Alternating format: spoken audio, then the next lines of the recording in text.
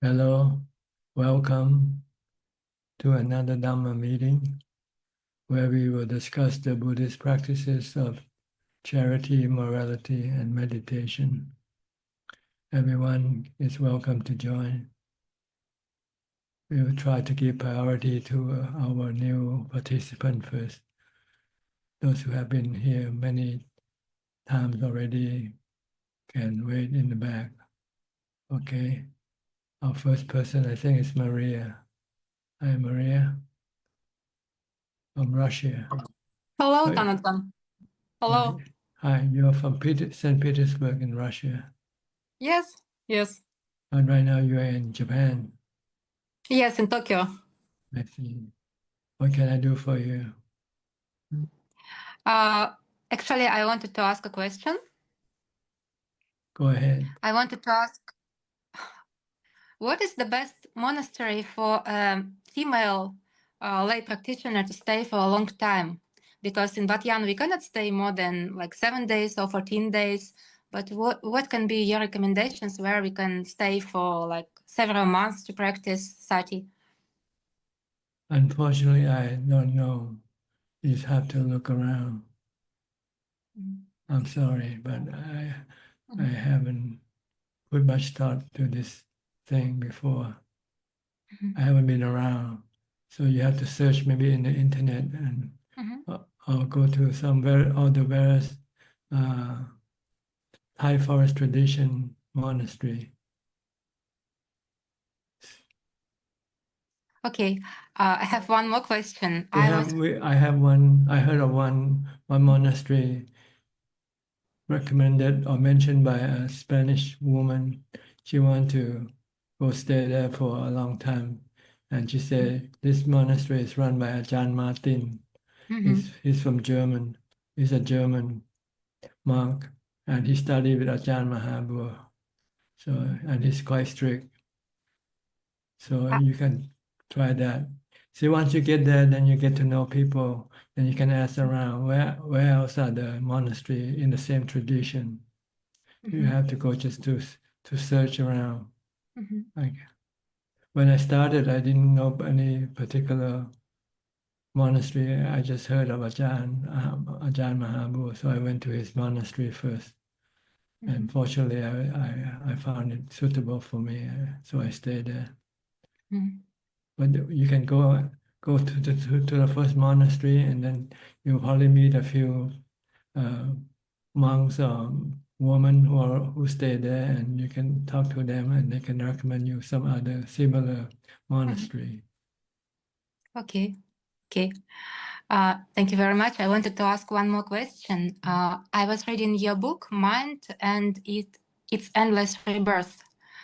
And there was a mentioning of a story of Devadatta that Buddha somehow predicted his fate, that now he goes to Avicii hell, and after that he will be born as a human, and then he will become Pachaka Buddha. So I wanted to ask, like, how is it possible? How could Buddha know what Devadatta will do in future? Well, he knows the trend of the mind, like the trajectory of a rocket. Once it heading toward this direction, where it's gonna end up. So the mind of Devadatta was aiming at Nibbana in the first place, but he got distracted by his defilement, by his supernatural power. So he got distracted. So he had to go pay his mistakes. But once he returned, he will then continue on with his trajectory toward Nibbana. Okay. Thank you very much. I wanted to thank you for answering all of our questions that my friends are asking now in Wat Yan. Thank you very much for giving us so much time. Okay, you have a few other people, your friend coming to join tonight too, I think. Yes. And the next person is Diplomat. Well, go talk to him, okay? Okay, sure. Thank you so much. Okay, you're welcome. If you have any more questions, you are welcome Okay. to ask later. Okay, Diplomat. Hi, where are you from? Russia also. Where are you now? Yeah, my name is Vadim, really. we've been in your monastery several, maybe a week ago, maybe a little bit more. Yeah, I've got some questions, but yeah, I would like to listen more in different questions. And one of my questions, when I during my meditation, I'm in Russia now, but I desire to come back. I feeling the connection with you. Uh, I don't know. I couldn't explain it, but I can feel it. During my meditation in the Kuti, in your monastery, once I felt, you know, your e- very, very bright sensation in my body, in the whole of my body, and suddenly appear uh, your appearance, your face in my mind. My question is it possible to connection between people during the big distance? Is it possible, and how can I explain it, or it's just my mind imagination? There are two possibilities here. One, if you are psychic, if you have psychic power, you can connect with other mind through your psychic power. Mm, And second possibility is that your mind thinking about it and created these images yourself. okay. So you have to figure out which one it is. Sometimes it's just your mind creating these appearances. What does it mean Sometimes you can connect with somebody, you know. Mhm. So you have to investigate. I see. Yeah, Okay. I do. Yeah. But both of these experiences are not important for your practice for enlightenment. So if you don't Uh, have this, don't worry about it. The, okay. the goal is to meditate, to calm your mind, and to make your mind happy. Then after you have a happy mind, you can then get rid of your defilement and become enlightened. Okay. Okay. Thank you so much. Thank you. Uh, and uh, is it possible to ask another question or Yes, later? you can do as many as you want. You can do it one. Yeah, yeah, Oh, yeah. Okay. Uh, I try my best to explain. This is question of my friend. Uh, I suppose we asked it before, but I would like to the example of Angulimala, because my friend has some deals or some do something wrong before, and now he would like fix it. He would like change something, but is it possible to his during life, he's now in present moment to change something in his previous deals, previous what happened with him. Uh, he not killed, but did some the wrong things. yes, bad karma. Yeah, yeah, bad karma. Yeah, what should uh what should he do now to change it? Uh, Well, unfortunately, you cannot go back and change the past, but you mhm, can make the present tip on on the side of good karma by doing mhm. more good karma than bad karma. So if you Only this can, way. yeah, Yeah. only this way. If you can do like Angulimala, he killed so many people, but in the end, he changed the object of his killing toward his own defilement. So when he killed all his defilement, he did a lot of good karma. This tipped the Hmm. balance. that caused his mind not to have to return and take rebirth anymore. So he didn't have to pay for the bad consequences that he did from his bad karma. Yeah, in this I would like to clarify for myself. Angulimala made a lot of bad things, but he finally became Arhant. Yes. Just doing good things. Yeah, just doing Good karma, yes. You did good yeah, with karma. Gamma, yeah. And Yeah, this is the that's highest it. karma. Only Become enlightened is the highest form of good karma. Once you become enlightened, you don't have to take rebirth. So when there's no rebirth, then the consequence of your karma cannot take effect anymore. Okay. Okay. Thank you. Thank you so much. Thank you so much. Okay. So try to do as much good karma as you can. Yeah. Now, even if you're not enlightened to the level of enlightenment, if your good karma is much stronger than your bad karma could not take effect yet, because your good karma will take effect first. Okay. Okay. Okay.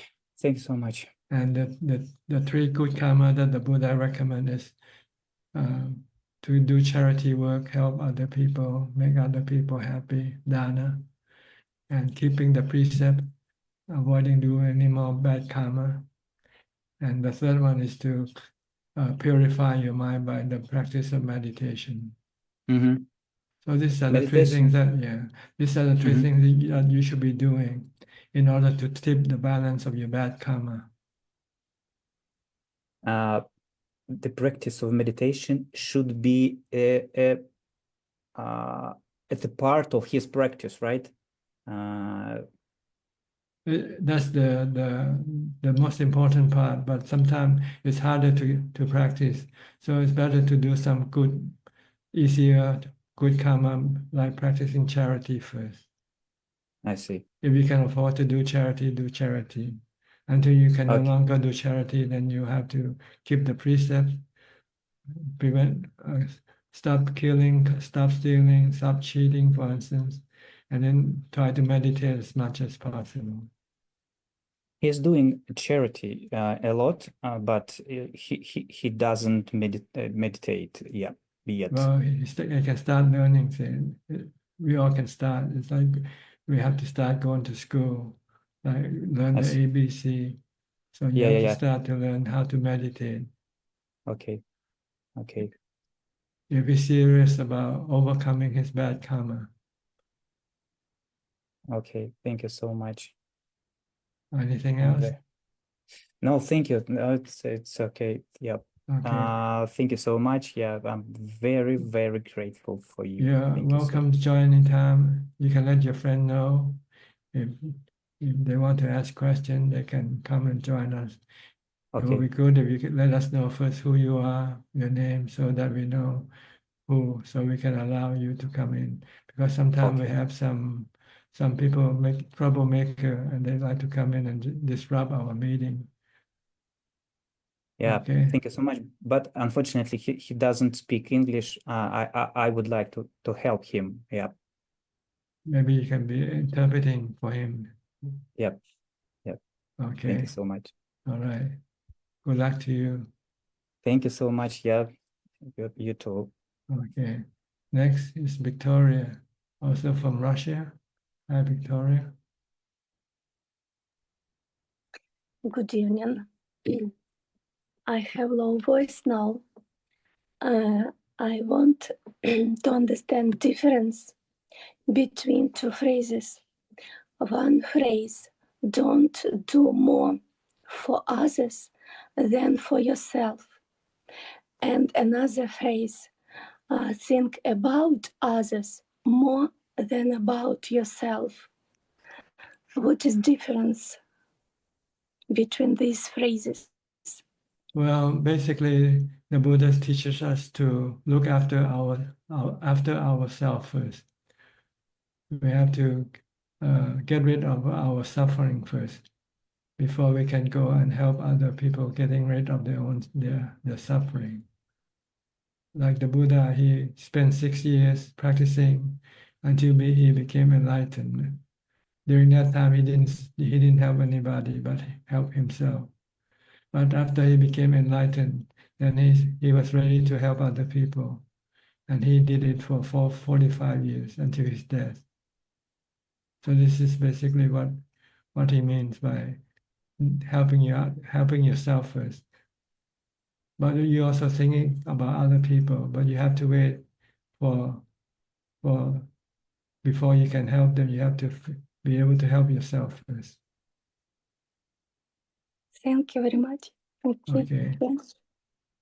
Does this answer your question? No, I have one question today. Just one question. Okay. Thank you very much. All right. You're welcome. Where are you now? Are you in Russia or are you in Tokyo with Maria? Yes, I'm in Russia now. I see. came back home. Okay. Maybe you come back again next year? I want. With pleasure. Okay. You can practice Dhamma anywhere though. You can meditate anywhere. You can do it at home. If you have any question, you can come here and ask us and we'll try to help you with your question. Thank you Okay? very much. Thank All right. Good luck to you. you. Next, Alvin from Malaysia. Namaskar, Ajahn. I'm just here to pay respect and listening. No question. Thank you. Okay. Next, Professor Ken from Switzerland. Good afternoon, Ajahn. No questions at the moment, just listening. Okay, Philip from Malaysia also. Good evening, Ajahn. I'm here to pay my respects. I don't have any questions this morning. This evening, sorry. Okay, Rohini from the UK. Good evening, Ajahn. How are you? Fine, thank you. And Yeah. you? Yeah, I'm very well, thank you. I keep practicing every day, although my mindfulness is not continuous, but I try to practice diligently. Yes, because I read Ajahn latest book, Why Suffer? Yes, And how did you find it? yeah, it's really, really helpful because it's really because I did suffer very much in the past due to my daughter's activities and how she treated me. Now I really can forget all that and make up my mind and continue practicing my meditation. It's really helpful. Thank you. Yes. And yeah, so how do you find your practice to be going better, improving? Yeah, very much. But some days is doing very well because I think sometimes I think, okay, tonight I'm going to meditate till 2 o'clock or 3 o'clock. But then when it comes to 12 o'clock or something like that, then I change my mind and lie down. Things like that is up and down, but yeah, so yeah, you have to look at your strength, how much you can do. I think I'm pushing too hard or I'm expecting too much or something like that. So when I can't keep up to the what I plan, so that I feel worried. So Yeah, you have to find the middle way, not too hard on yourself, but not too relaxed. yeah. Somewhere in between. I don't want to come back to this world again in any form. So I must work. Yes, just keep on practicing. Yeah. Okay. Yeah. All right. Yes, thank you. Sometimes your desire is too strong and can be counterproductive. Yeah, I feel that because I really I'm scared of I don't want to come back. So I wanted to. Yeah, just keep on practicing, and Yeah. eventually you won't come back. The Buddha said either 7 days or 7 months or 7 years. I'm so grateful to Ajahn. Thank you. Okay, you're welcome. Next, Apalachita from Dubai. Good evening, Prajan. You have to speak louder, please. Okay, sorry. Can you hear me now? Yeah, better. Okay, I think it's the laptop. Yes, I just want to say good evening, and I just wanted to share that simplifying my day seems to have helped the meditation. So I like that, and I didn't think it would. So I understand why kind of restraining or following 8 precepts can be almost a good aid rather than a sacrifice. Yes, it's a support. It helps your meditation. It prevents you from going after sensual pleasure. That's the purpose of the 8 precepts. Yes. So yeah. And living alone also is very helpful. When you don't have to interact with other people, you don't have to think too much. When you live with other people, you have to interact with them. You have to think how to interact with them. Are you living alone now? Yes, I'm living alone now, and the interactions I have is mostly just, teaching yoga or one or two times meeting friends, but I don't have any responsibility within my space. So yeah, maybe that has also helped. So yeah, live simply is also helpful, to have little as possible, so you don't have to look after them or worry about them. yes. Just have the four basic requisites of life: food, clothing, shelter, and medicine. Okay. That's all we need. Then for the mind, we need mindfulness, starting with mindfulness and keeping the precepts. Okay. Okay. Okay. So And no question for you? no questions. I was just maybe if I wanted to kind of, obviously I have to be self-disciplined myself, but any suggestions how to increase meditation time, considering I still have to work? Any way I can set up a routine? What would you suggest? Well, you set up a schedule, find out the time that you have for your meditation, and try to stick to your schedule. Try to reduce other activities. Only do the essential activity only.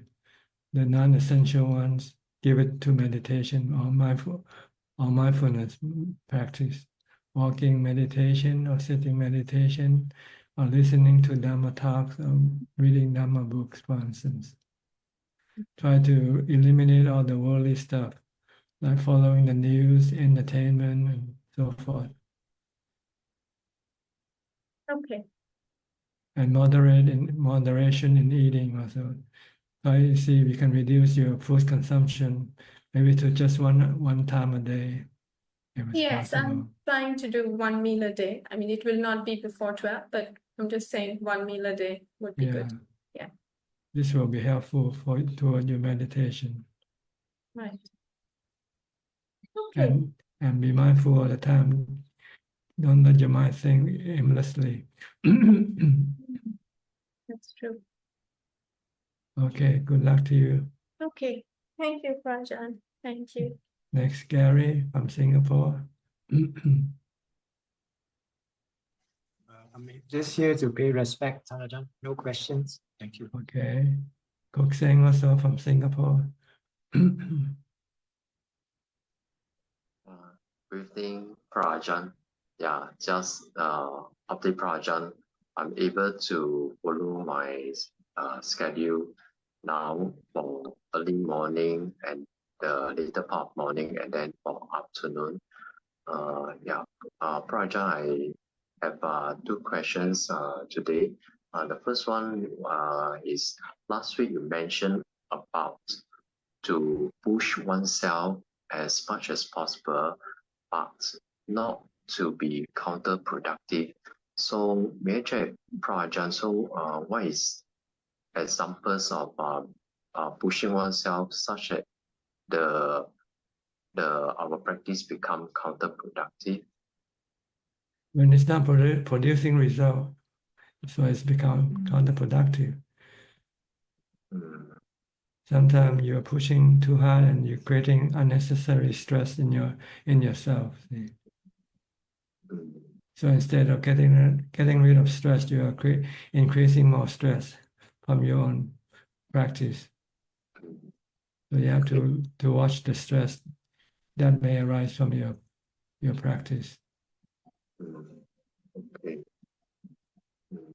Then, the second question, Prajan, please pardon me for my ignorance.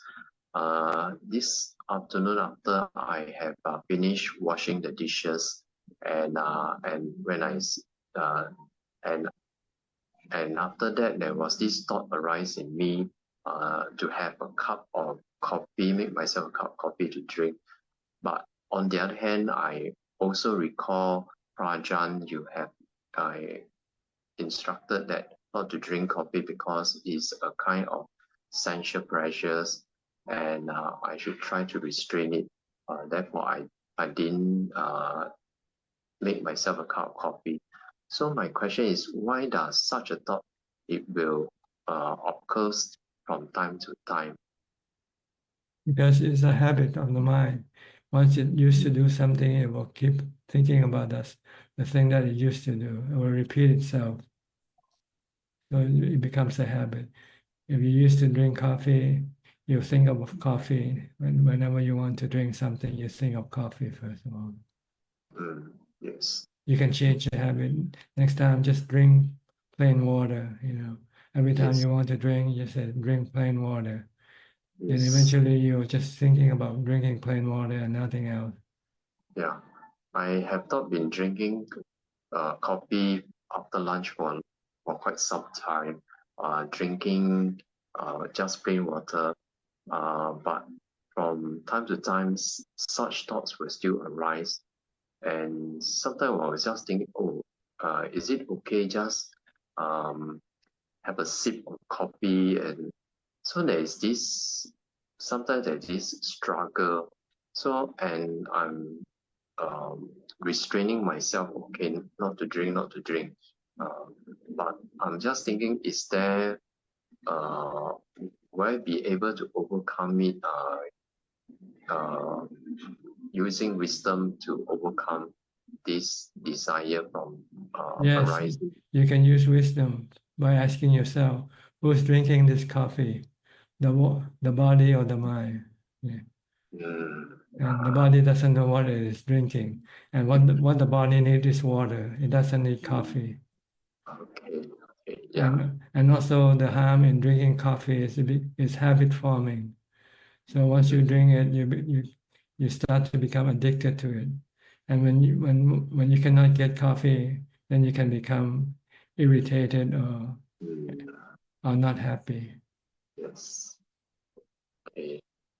And I see it now. So it's the mind that wants the coffee and not the body that needs the coffee. The body just needs the water. Yeah. Okay. I can Same way see with other food. Same way with other food. If you still like to eat this or that particular food, it means you probably still addicted to the taste and the flavor of the food. And the body doesn't know anything about the taste or flavor. The body just needs the food to maintain its life. So you can just eat anything that you don't like, but the body can, but not harmful, but useful to the body. Okay. Meaning that if I were to be outside and I need to buy some cooked food, I'll buy some food that the mind doesn't like, but is still Good for the body. still good for the body. Okay. This is a way of trying to breaking your old habits. You used to like to eat particular food, so every time you're hungry, you think of those particular food. But if you could not get them, then you can become unhappy, right? So try to eat any kind of food so that you can be happy with any type of food. Okay. Yeah. That's what we monks are trained to do. See, we don't know what we're gonna eat tomorrow. We go to the village and we just collect food, and whatever we get from the food from the village, that's what we eat. We never dream about of what type of food we're gonna eat tomorrow. We just take whatever food is given to us.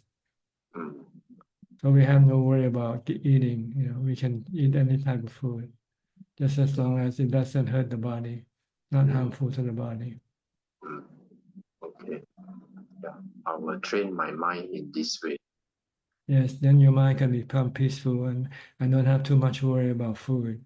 Yes. Yeah. And then I do not have this kind of struggle and dilemma. Yes. Okay, good luck to you. Okay. Thank you, Ajahn. Maybe you could become a monk one day. You can do this. Actually, Ajahn, I think I mentioned that when I was young, I was already very attracted by the teachings of Buddha. But at the same time, I know that I'm not ready to become a monk because I'm attracted to people of the opposite gender. And I know that I want to have a girlfriend, want to get married. So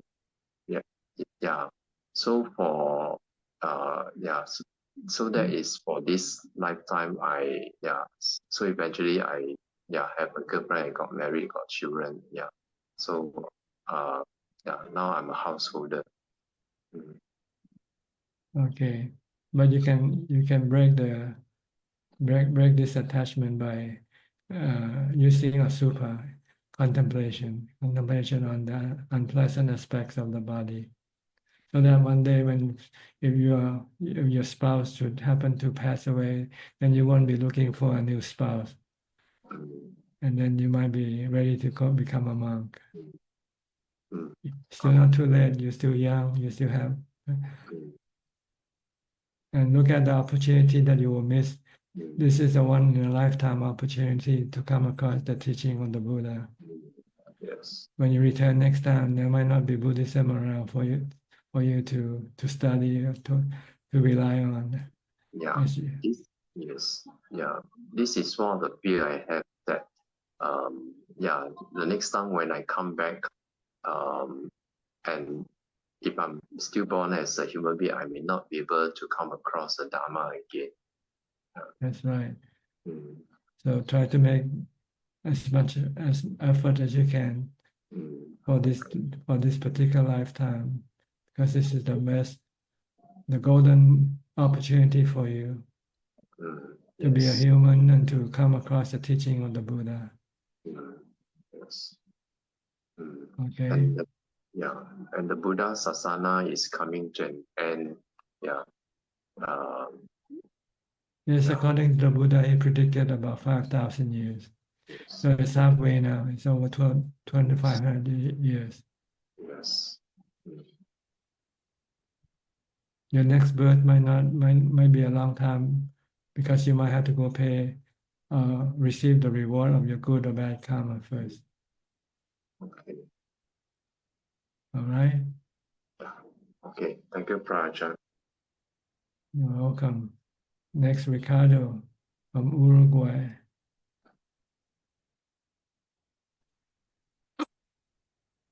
Hello, Tana-chan. How are you? Fine, thank you. Okay, thank you. First of all, I would like to express my gratitude for all your teachings, and I have a light cold, and the inspiration I have here that we have people from different parts of the world sharing the Dharma, and all with a good friendship, talking and dialoguing here. So thank you for making this possible from all around the world. You're welcome. Second, I was hearing on your YouTube channel the teachings of Ajahn Jia. Ajahn Jia. Could you tell us a little bit about his life, if it's possible? He's a contemporary of Ajahn Mahabua. They studied together with Ajahn Man, so they were friends. They were close. Their age are quite close to each other, so they're like friends. But according to Ajahn Mahabua, I think he's the closest disciple of Ajahn Man, Ajahn Jia. I have his life or biography posted on the YouTube, I think. Wonderful. The readings that IA translates all the teachings, speaks all the teachings, and it's beautiful. I suggest everyone here to hear those stories and the book. It's wonderful. Yes. Yes, please. No, go ahead. Okay.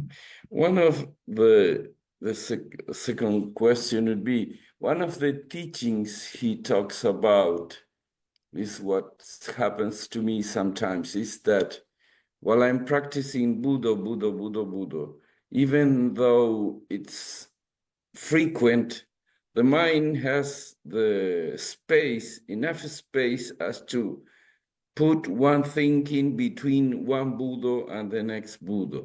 So what he did was to just say do, so the mind wouldn't have time. How would you, is that a good suggestion? Well, you can try it out. See, each practitioner has to try their own tricks, you know. Sometimes it works for him, but it might not work for you. For me, most of the time, I didn't use Buddha when I practiced. I concentrate on watching my body movement, every movement of my body, whatever I do. From the time I get up, before I get up, I have to know already that I'm getting up. See, I'm watching my body. From lying down, I get up and sit, and then I stand, then I walk, then I go to do whatever I need to do, brushing my teeth, taking a shower or whatever. I keep watching my body all the time, not allowing my mind to go other places, think about other things. So each one has a different, unique way of practicing mindfulness. You just have to find your way.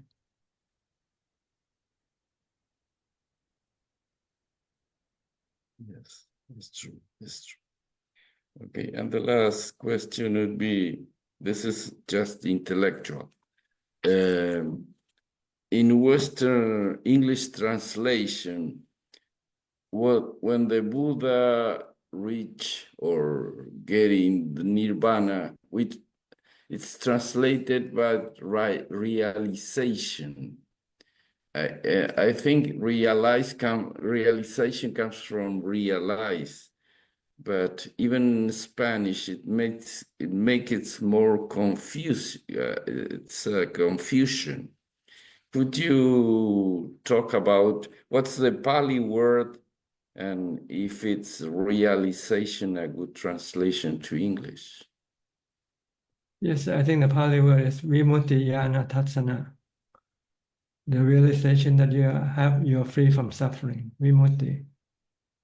Vimutti means to be free from suffering. Jnana Dassana is to have the vision or the realization that your mind now free from suffering completely.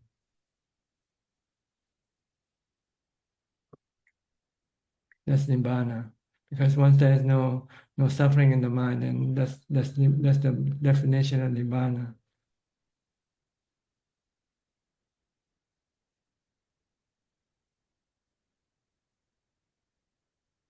And the cessation of all the cause of suffering also disappear. The cessation of all cause of suffering. The three cravings: craving for sensual pleasure, craving for being, and craving for not being. And these are eliminated by the practice of wisdom and mindfulness, with the support of sila, practice of keeping the precept, the 8 precepts, and meditate until you get to jhana, and then investigate the nature of things as being anicca, dukkha, anatta. And once you see everything is anicca, dukkha, anatta, you stop all your cravings for them, because you don't want to go after anicca, dukkha, anatta, because it means suffering. If you go after things that is anicca, you can possess it for a brief time, and then sooner or later you will have to lose it. When you lose it, then you get suffering, you get sadness. So when you see anything that is being temporarily, you don't want to go after, because you will end up in suffering sooner or later. So you can stop all your cravings eventually. And when there's no more craving left, then there's no more dukkha. And when there's no more dukkha, then you know the mind is now pure of suffering, pure of defilement. The mind doesn't go take any birth anymore. And that's Nibbana. It's the mind, the state of mind. The word Nibbana is really meaning the state of the mind, being pure and free from suffering, pure from defilement.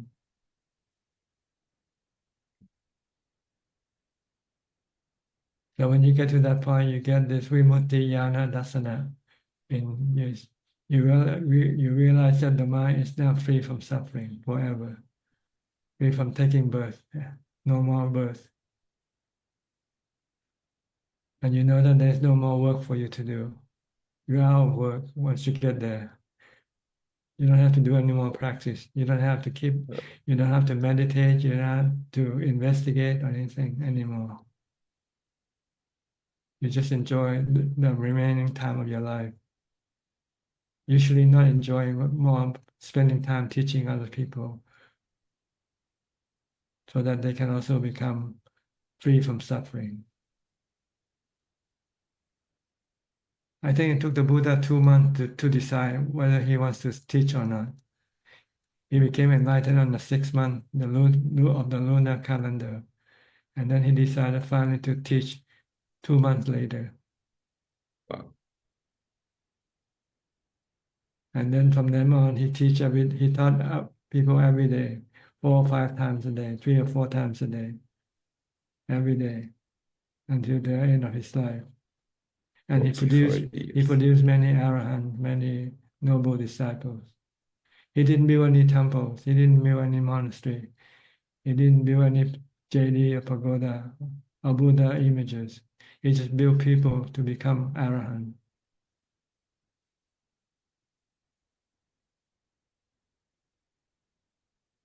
Okay. Beautiful. Clear Thank enough? you, Tanacha. All right. Yeah, more than enough. Thank you. Thank Okay, you. you're Thank welcome. you. Is that Be all? well. Is that all for you? Yes. Okay. Yeah, thank you. Be well. I'll go to Lynn now from Indonesia. Good evening, Ajahn. Hope you're well and healthy. Yes, I'm well and healthy. Thank you. I would like to share my experience on meditation during my self-retreat. So it was 2 days ago when I started having sitting meditation. I felt that one of my hands was painful. So I tried to ignore it because I thought it might be my mental fabrication. So I keep on focusing on my breath. And soon after that, I have my second hand, like both of my hands had the same painful feeling also. So I try to focus on my breath. And not long after that, the painful feeling spread to my legs. So I basically had that painful feeling all over my body. At that time, I switched to reciting mantra, but I recited it a lot faster because I knew that my mindfulness was not that strong. But I soon realized that I could be bitten by some sort of insects. I tried to make peace with myself and then with the painful feeling. And also I tried ways to try to sort of tell the insects to leave me alone, or so I can keep on meditation and they can crawl all over my body as long as they don't bite me. But it didn't work out that way. So it came to the point that where my mind was so restless and agitated, I became to have aversion towards that painful feeling and the insects. So I ended my meditation. After I opened my eyes, and it was about 2 hours later, I saw that there are armies of ants, red ants, lining and marching on my hands and my legs. So I was literally attacked by the ants. So I just would like to ask Ajahn, what would be the best way to deal with this kind of situation? The best way is to continue meditating and leave the body alone. Let the body be. If you want to become enlightened, then you know that the body isn't you, you're not the body. And you're still attached to your body, see, when you still worry about it. If you want to be free from suffering caused by your body, then you should just let the body be. Just continue on with your mental recitation. And once your mind became calm, then your mind will not be affected by whatever happens to the body. If not, then every time you meditate and when you come across painful feeling by whatever causes, you will not be able to proceed further. You will not be able to give up the painful feeling arising from the body. You still cling to the nama khanda, the Vedana, Sanya, Sankhara, Vijnana. And cling to the body. You still cling to the 5 khandas, really. The body and feeling. But if I have that aversion, if I keep on going, will I be using willpower instead of? Well, mindfulness. You use mindfulness, just recite the mantra and then don't pay attention to the painful feeling that arises at the time. You can call mindfulness willpower. So the willpower to stop reacting, just to leave everything alone. Leave the body alone, leave the feeling alone. So you can get to equanimity. Once the mind becomes calm, it will have equanimity, and then it will not be affected by whatever is happening to the body.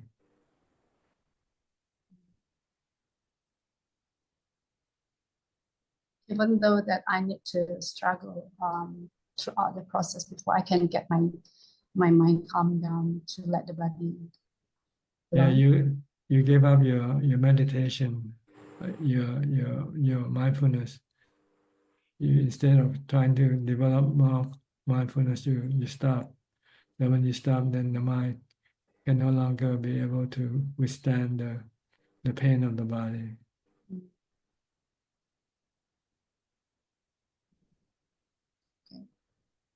So you have to keep reciting Bhutto, Bhutto, Bhutto, or whatever mantra you want to use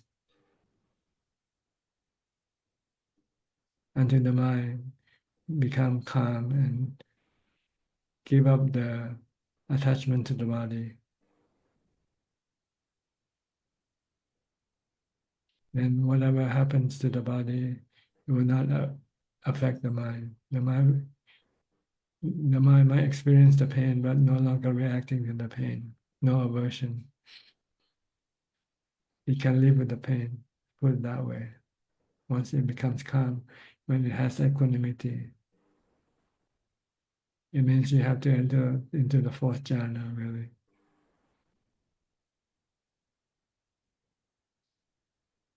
So try again next time. If you want to overcome your painful feeling. There's no other way. You have to use mindfulness.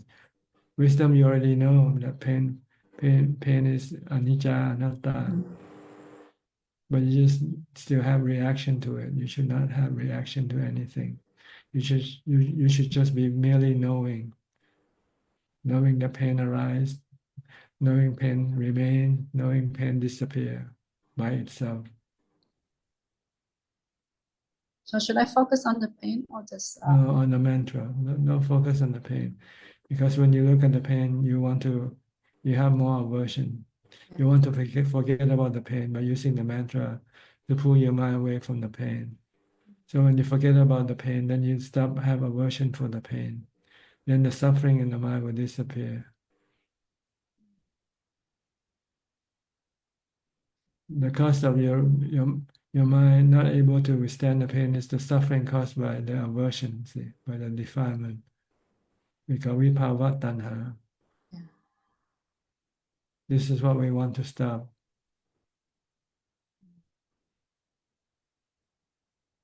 By mindfulness, by reciting a mantra. Or if some people might like do some longer chanting, they can chant something to keep the mind away from the pain, not to think about the pain, ignore the pain. And when there's no aversion, no suffering in the mind, then the mind can remain calm and not affected by the pain of the body. You're halfway there now. Don't stop. Continue on with your mantra. Die with your mantra.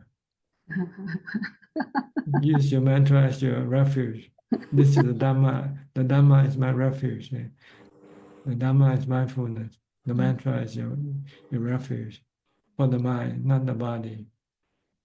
You're doing this for your mind, not for the body. You leave the body alone. You know the body will eventually die anyway, regardless of how well you look after it.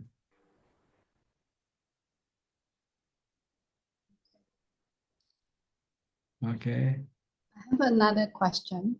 I managed to fast 48 hours, and then I noticed that I have two cravings actually, craving for food and craving for doing things. But the craving for doing things is more dominant than craving for food. Just would like to ask Ajahn, what's the reason for that? What's the reason? Yeah. Because the mind is not happy with itself, so it wants to do something to keep it busy. So you have to calm the mind down, make it still. Once it becomes still, then it will have no craving to do anything. It's not so much why that you should know. It's how that you should know. How am I going to deal with these cravings? For me, I try to force myself to stay put in one place for 6 hours. I can sit or I can stand, but I cannot move away from this point. Even regardless how much I want to do something, I'm gonna set up a schedule and say this next 6 hours I'm not gonna do anything. I'm just gonna sit or stand. Unless if I have to go to the toilet, then I'll walk to the toilet. But as soon as I finish, I'll come back and sit and stand in the same place.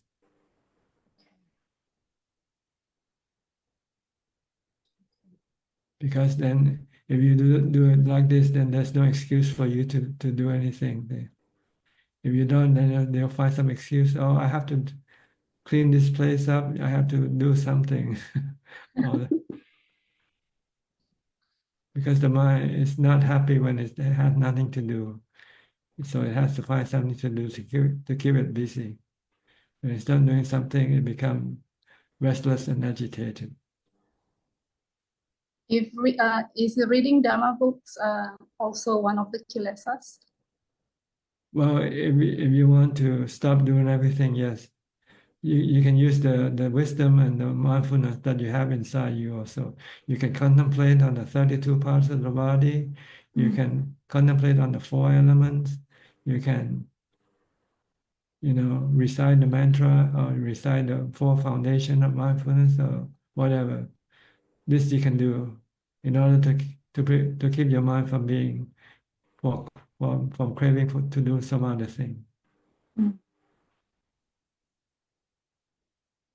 You can use mindfulness or you can use wisdom to deal with the agitated and restless mind, not by giving in to your craving. Because once you give in to your craving will come and demand more the next time. So you have to resist your craving. By doing this, then the next time your craving will become less and less and less. Every time you resist your craving, the craving will eventually disappear.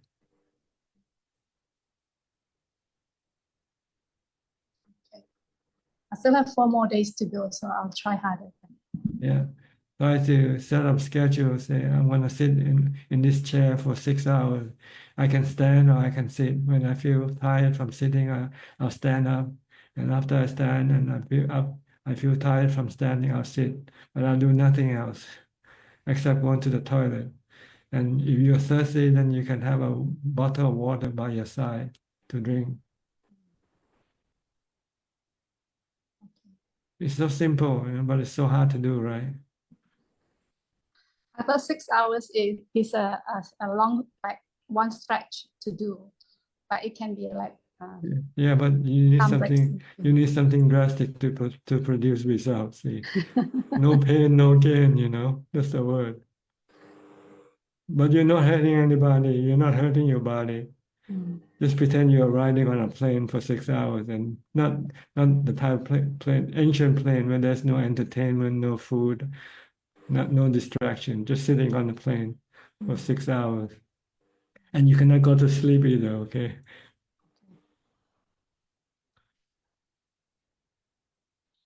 So you have either to use mindfulness or you have to use wisdom.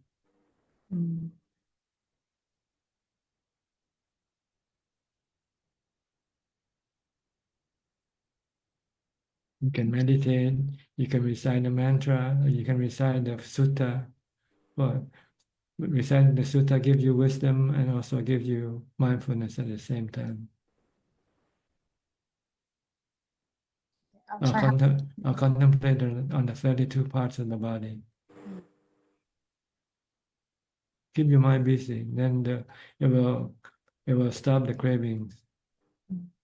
And when there's no craving, you feel at ease. You don't feel pushed or being driven by your craving. There is a breaking point when you find that the craving that you used to have disappear temporarily, and you feel a relief in your mind. The mind becomes, instead of restless or agitated, it becomes peaceful and calm.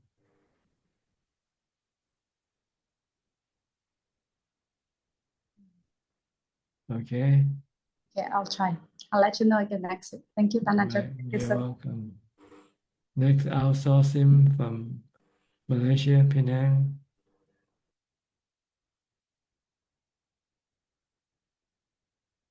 Good evening, Tanajan. Yes. Last week I attended the online retreat for 8 days.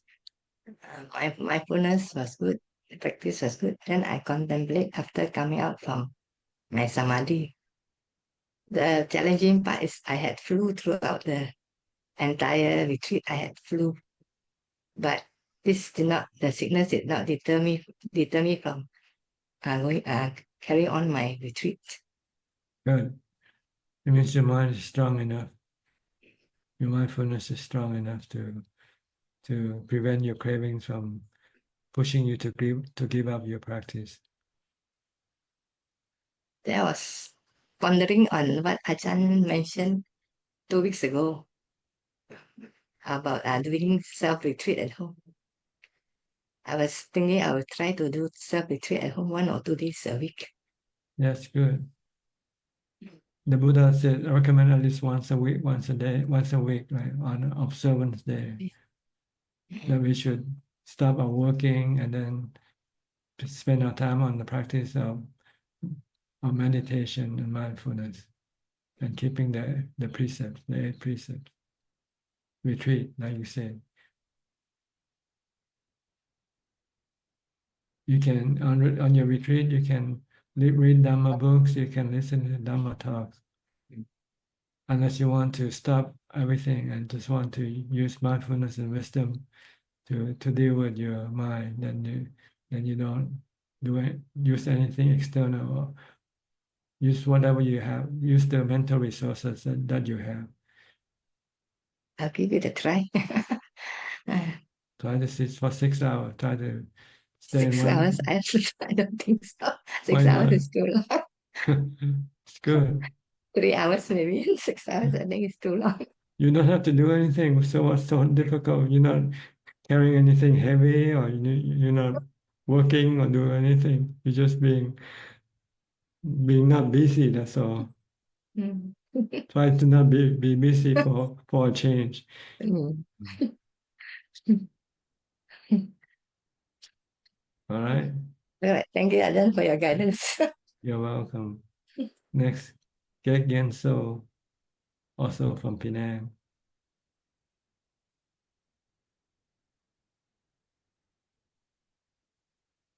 Ajahn, good evening.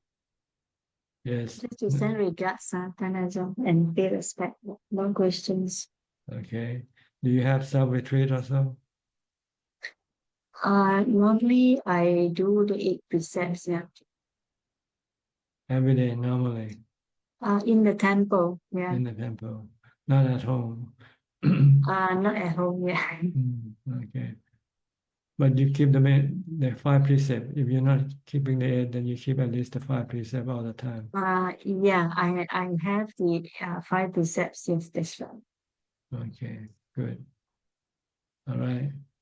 Keep up with your practice. Thank you. Next, Tommy from Australia. Did you ordain as a monk for a while before at Wat Mapjan?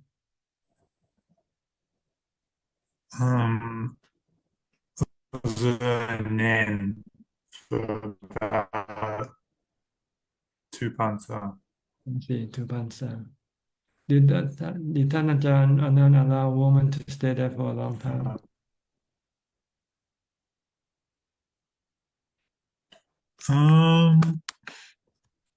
Not when I was living there, but they built a place for women to stay when I was there.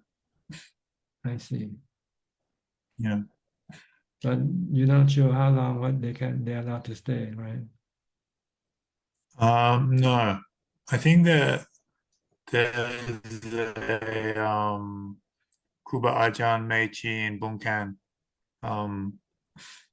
Actually, I wrote down the name because the lady last week, Marissa, she was talking about going to Ajahn Martin's.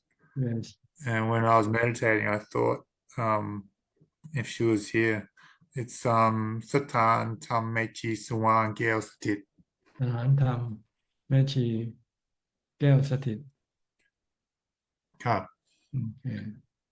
And she has lots of Kruba Ajahns coming to visit her. And she goes to see Mangpo Bunma and Mangpo Bunmi, all the Kruba Ajahns. So I think maybe she special Mechi. Good. Like แม่ชีแก้ว Did you ever meet Mechi Gao? Never met her personally, but just heard about her. She never visited Bantan when you were there? I never met her when I was at Wat Pa Bantar. But I think she used to practice with Ajahn Mahabua in his early years when he started developing his own monastery. I think she was at Wat Pabanta for a few years. Oh. And afterwards, she returned back to her hometown and established a monastery near her hometown, I think.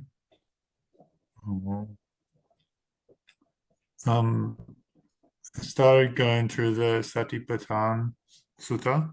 Yes. And reading the commentary. And I didn't get very far before I got confused. And Yes, so you have I to was realize wondering, that it's divided into three sections, really, the four foundation of mindfulness. The first on mindfulness, how to practice mindfulness. Second, how to meditate with anapanasati to get to jhana. Then the third is to investigate the nature of the body, feelings, and the mind. so Kayana Nupassana, that comes first, right? That first, yes, by using mindfulness of the body as your first practice. And this is the Anapanasati bit. Not yet, yeah, but you do this alternatively. Like when you're not meditating, then you're mindful of your body all the time. And when So it's the postures. when you're meditating, then you just watch your breath when you're meditating. Until eventually you get to the fourth jhana. So these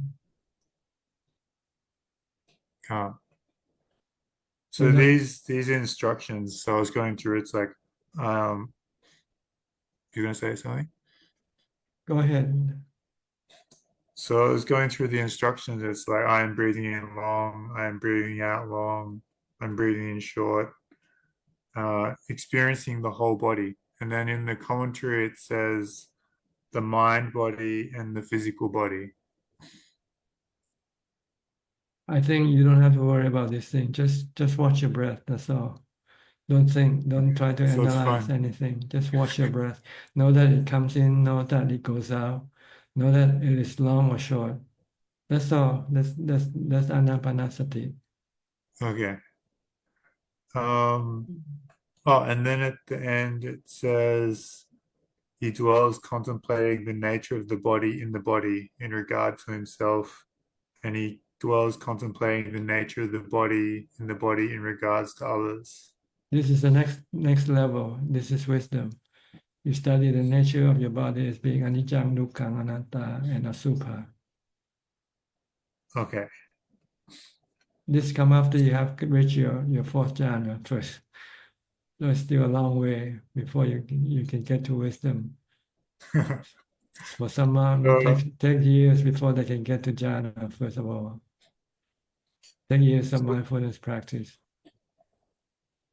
and anapanasati. Yeah. So what happens if someone doesn't contemplate a subha after first jhana and they just keep doing Buddha?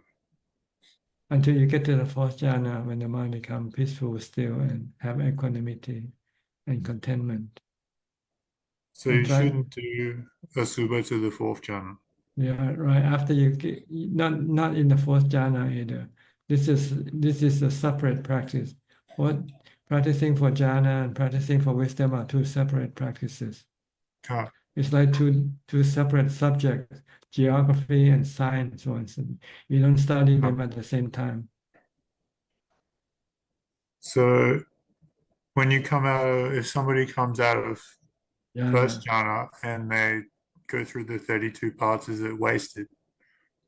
It's not as effective as if you would come from the fourth jhana, because you will still not be able to stop your cravings with the first or second or third jhana. Okay. Is it like a graph with a certain amount of ragatanha and you get 0.001% every time you contemplate? You see, your rakatana appears because of your your view on the body as being good looking or attractive. And in order to stop this raga tanha, you have to look at in the opposite way. Look at the body as not being attractive or good looking. Look at it as unpleasant. But this is like I said, this is the third level of practice already. Before you can do this effectively, you need to be able to enter into jhana, the fourth jhana, all the time, anytime you want to. Okay. Then after that, then when you study the nature of the body, then you can stop your cravings. See? Let's see. Like right now you have the wisdom, you know the nature of your body, but you cannot stop your craving or your attachment to your body yet, because you don't have jhana, you don't have the fourth jhana, you don't have equanimity. I understand. I wanted to ask, today I had to go to the doctor and I found out I got arthritis in my back. So I'm gonna be an old man when I'm a young man. And I might have to have surgery because I have this recurring infection in my butt. But I had to wait for a couple of hours, and there's lots of kind of questionable people with questionable sila around the town. And I saw these guys, and instantly I get this feeling they're like kind of like hungry ghosts or something, and straight away the fear comes up before I can even have a chance to stop it. And I just wonder, is that karma when it's like sometimes the raga tanha, you see the image and it's like a horse running past the window. There's no chance to even have mindfulness to stop it. And sometimes the fear is the same, like if a dog barks or a loud sound, is that just karma? It's your reaction that you have been doing in the past before, so it becomes automatic. See? When you see something or hear something, you react automatically. But you can change this by the practice of wisdom and mindfulness and wisdom.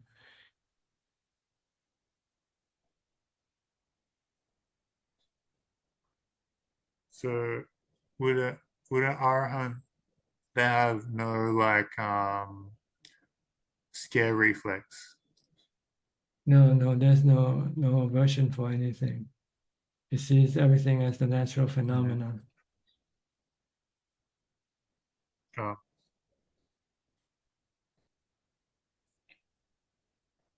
Okay. I don't have any more questions. Okay. Give up your practice. Okay. Thanks, Ajahn. You're welcome. Next, Piyao and Indira, doctor.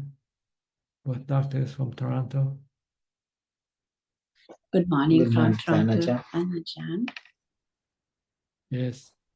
Do you have any comment about what we said today?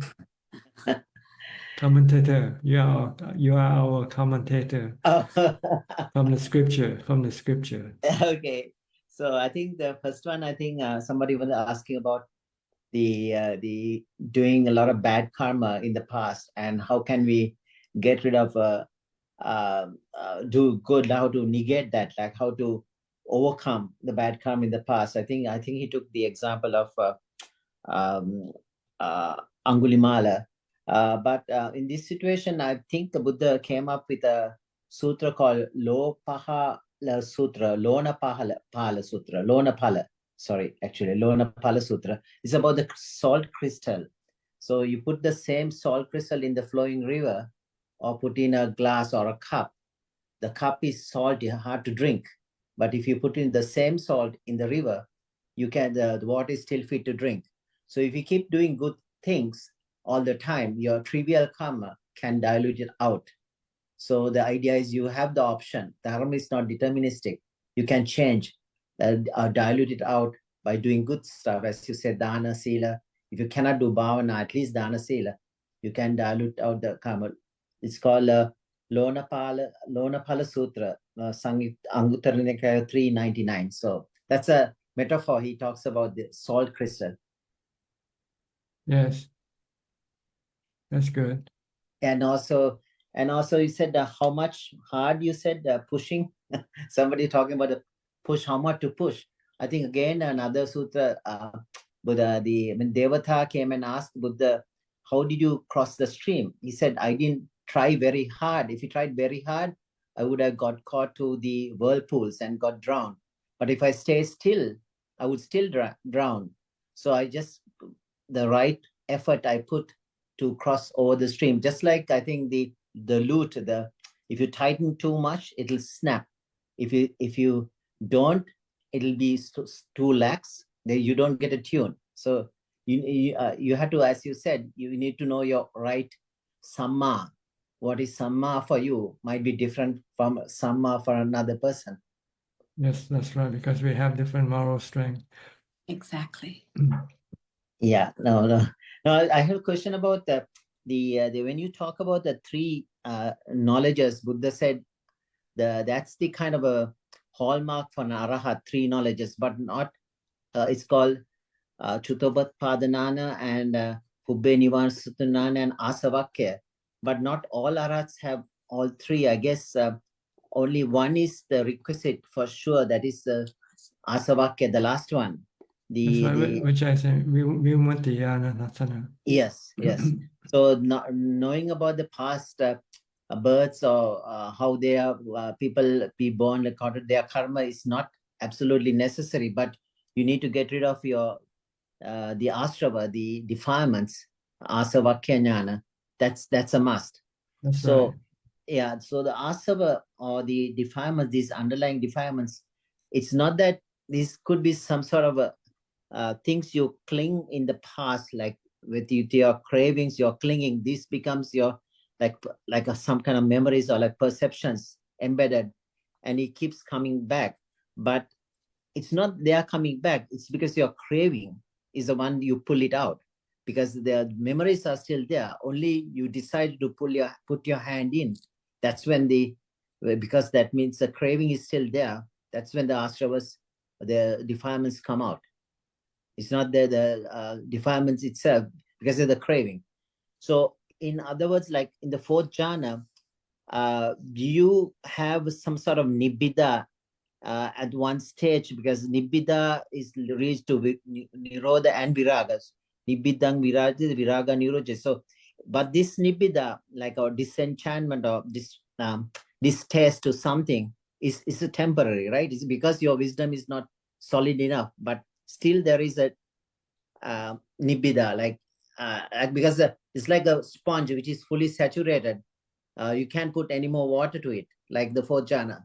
Just you can't have any more, but it is that nibbida is without wisdom, like a disenchantment at the fourth jhana.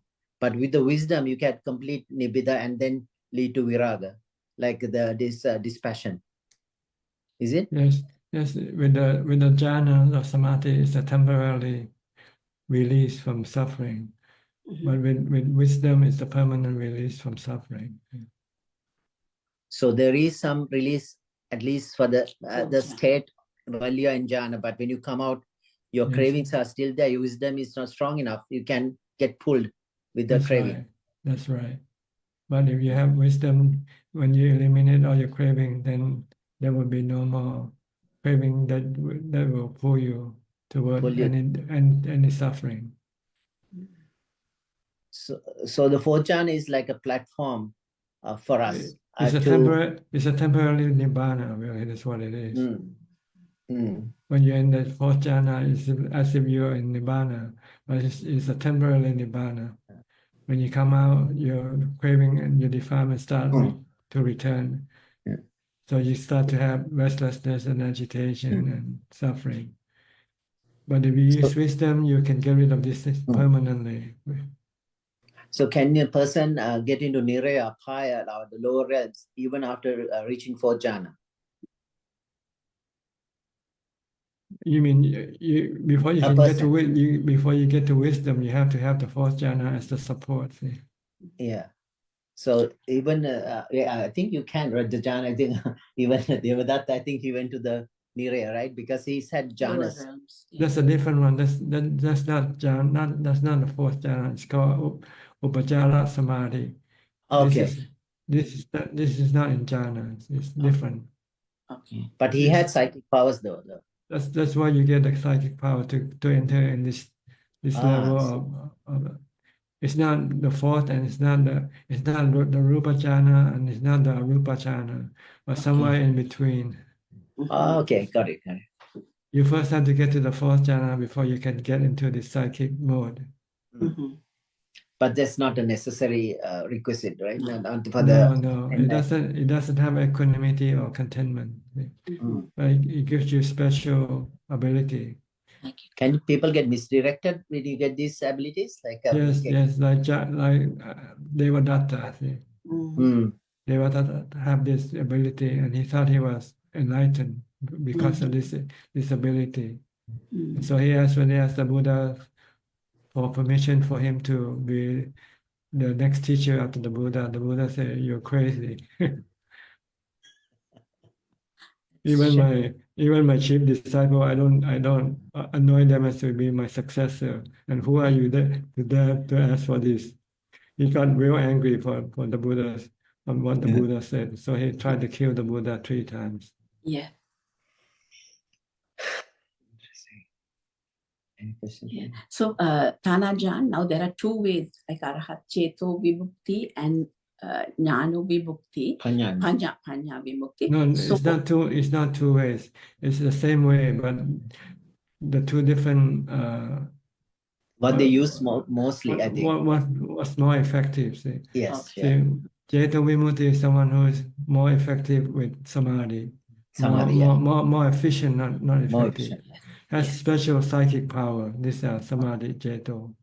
Yes. Okay. Why Panya Vimutti is someone who has wisdom. Wisdom faculty, yes.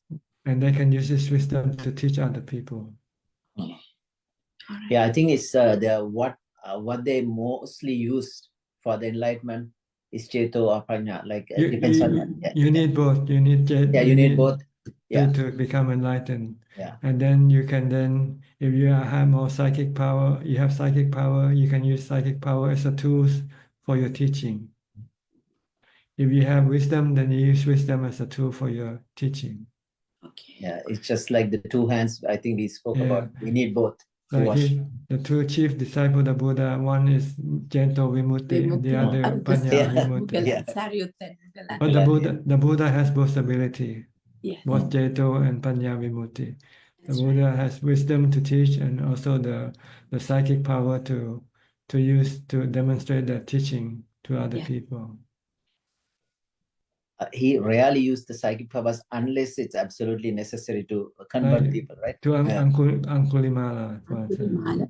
And also Alavaka, the Yakka, to a few things that in certain instances. Yeah, Amma Mahapelahara, like he both fire and water from. Yeah, and he kind of some young monks who got these powers tried to demonstrate. He didn't like it. Like he kind of said, "Don't do that." It's like getting naked in front of a crowd, a woman, it's kind of scolded. I think there's a 2 months, young story. months. So, yes. Anyway, thank you so much, Sanatan. We'll let you go. Okay, you're welcome. Thank you for your commentary. Helpful, okay. Very helpful. Next, Alfredo from Sao Paulo. Hi, are you Jeto Vimutti or Panya Vimutti? Pachini Saga, Bante, Pachini Saga. The reflection of Dhammas. Bante, it's difficult, né, Bante? I am a Theravada Buddhist. I receive a lot of monks from Myanmar, Birmania, and 10,000 people hurt, né, Bante? Yes, many people. This is anicca, anicca, dukkha, anatta. Yes. The Buddha said to be born is suffering. See? If you're not born, then you don't have to face all these things that's happening right now. Yes, they stupas on the top, there are the pair of monks, of teachers, broken, but they stupa broken on the top. Yeah, very difficult moment. that's right. We also have to prepare ourselves for our death also. Yes. We are not exception. We are no exception to death. So it's just a matter who goes first. That's all. You or me. How do we go happily or very fearfully? Yes. We have a choice in deciding how we're gonna go. We can go happily or go fearfully. If we want to go happily, we have to give up the body. Don't cling to the body.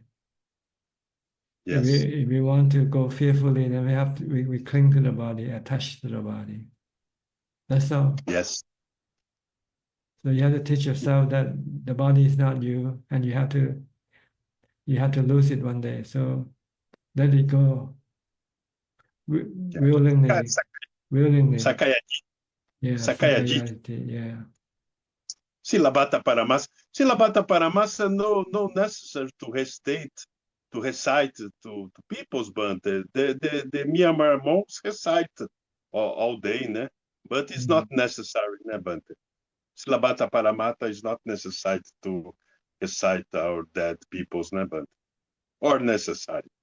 Do you want? No. It's part of an understanding or enlightenment of a Sotapanna. He knows that karma is the thing that causes our good or bad happening. It's not what we do, what we pray or do rituals to anything or anybody. Yes, it's a custom, né, from monks, né, from Myanmar, né. Is a culture from monks, né, but it's normal to recite. The monks recite because it's a culture, né. It's normal to monks recite, né, Bante? Monks who have what? Have size? Recite the sutras for Or dead recite the people. sutra. Oh, this is just ritual. You're not doing any benefit for anybody. You should recite when you're still alive. Anicca dukkha anatta. Teach your mind that your body is anicca dukkha anatta, and that you should give up. Don't be attached to it. When it's time for it to go, let it go willingly. Yes, Bante, but the monks of Myanmar is the form of rich samadhi, né? Reciting. Itipiso, patika samupada, né, Bante? It's normal, né, Bante? Yeah, that's a way of meditating, see? By chanting. Yes. All right. Okay, I have other people waiting. Okay. Okay, but thanks. Nice my talking to you. My Sati Sampajana stopped to the peoples of Myanmar, but it's really sad for us. You forget about anicca dukkha anatta. Yes. Okay. Wisdom is gone. No wisdom, no mindfulness. Just worry, just sadness. Yes. Okay. Call back your wisdom, call back your mindfulness. Yes. The life continued. Yeah. The mind never dies. That's all we have to know. Yeah. It's only the body that dies.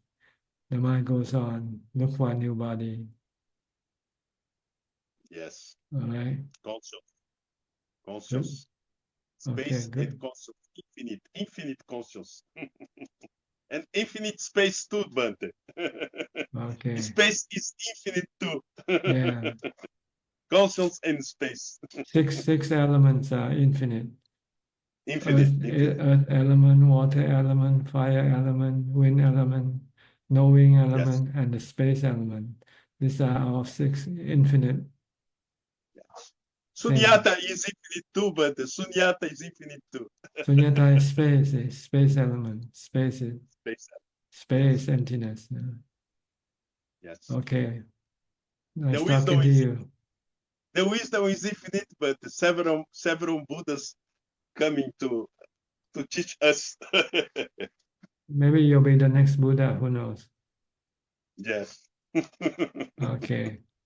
I'm not here, but I'm enlightenment. I'm not here. All right. It's a kidding. It's a kidding. Okay, it's okay. See you next time. See you next week. Okay. Christine Coe from Penang also. Good evening, Ajahn. Hi, how are Can you? you hear me? Can you hear me? Yes. Yeah, Ajahn. I have a question. Mahasatipatthana, is that always be we can contemplate anyone that we need. It's not only we contemplate one. Four of it we also can contemplate, right? Whenever we need that as a medicine. What do you want to contemplate? Example, if I have kilesa 1, 2, 3, 4. So four of the different kilesa. So I use either one just to cure the kilesa. Then I can contemplate whichever it can cure my busy thinking mind. Well, you see, there are two ways of dealing with your thinking mind. It's mindfulness. By reciting a mantra or watching, meditating, watching your breath, then you can still your mind. Then the thinking mind will stop. But to get rid of your defilement with wisdom, it depends on what type of defilement you have. See? If you are still greedy for money, then you should contemplate on death. See? When the body, what good use is the money if your body should die, right? So when you think that one day you're gonna have to die, so what you don't want to have too much money anyway, because you won't be able to take it with you. So you can stop your greed for money. If you want to have a boyfriend, then you have to contemplate on a super, not on death. Okay. Also, death is also can be used. If you should be married today and tomorrow your husband die, what happened? Then you don't want to get married, right? What's the point of getting married and being a widow after one day? So it depends on what kind of defilement you have. So the antidote to the defilement are different. It's still a long way for you to go there. Just try to use the basic, stick to the basic, mindfulness, Bhutto, mantra, sitting down, watching your breath, or be mindful of your body first. Okay? Because every now and then I also contemplate Buddha, but the craving mind to get my mind busy, that another mind, the craving always come out to keep the busy mind habit. So I sometimes I use like Anicang or like on the Dhamma. Sometimes I use Buddha. Like that. Maybe I have to practice more. Okay, just find the right one for you. You have to try different ones when you have craving coming up. Find which one works for you. Okay. Okay. Thank you. All right. Next, Nita and Saket from Pune, India. Am I pronouncing correctly, Pune? Yes, Ajahn. Okay. See you. Hope you're doing well. Fine, thank you. How was your trip back home? Very Okay. nice. Yes, it was smooth. We did have a long layover, and we managed to sleep in the airport for some time, but safely, on time, just before the earthquake, I guess. Did you get any effect in India from the earthquake? No. No, it's too far away. Our friends started calling us from US. They thought that we are still in Thailand. I So see. they wanted to know that we're safe and sound. Mhm. Yeah, but we had a wonderful trip. Since the trip has ended, the mind is very peaceful and calm, and not too much thinking is happening. So it's all Yes, good. keep it that way. Try to keep it that way. Thank you for your guidance. Thank you. It was a pleasure. It was an honor to meet you as well in the trip. Okay. Happy to see you too. Any question tonight? Not from me, Ajahn, but Suchart. Fra Ajahn, I had one question. So I'm caring for my mom as well.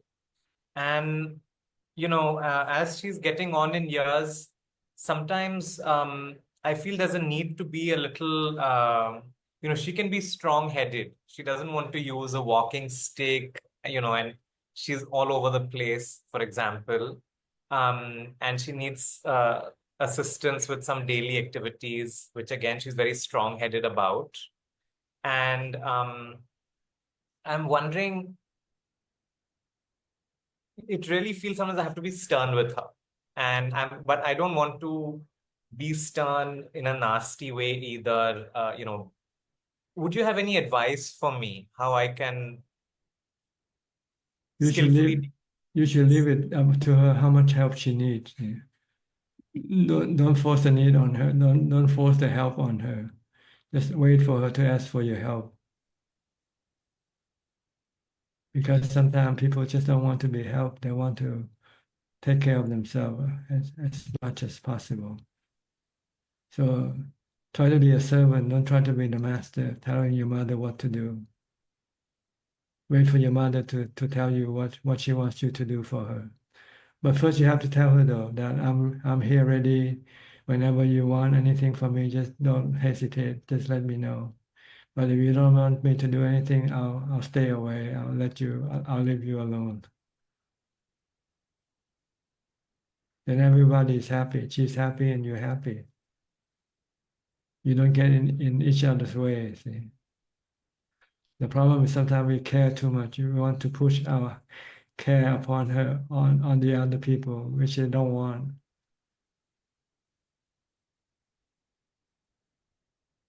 Actually, Tanajan, Saket's mom is really drugged. Like she's been using these heavy doses of drugs, which is numbing her mind, and she's not able to think clearly or act accordingly, not take care of herself, her body.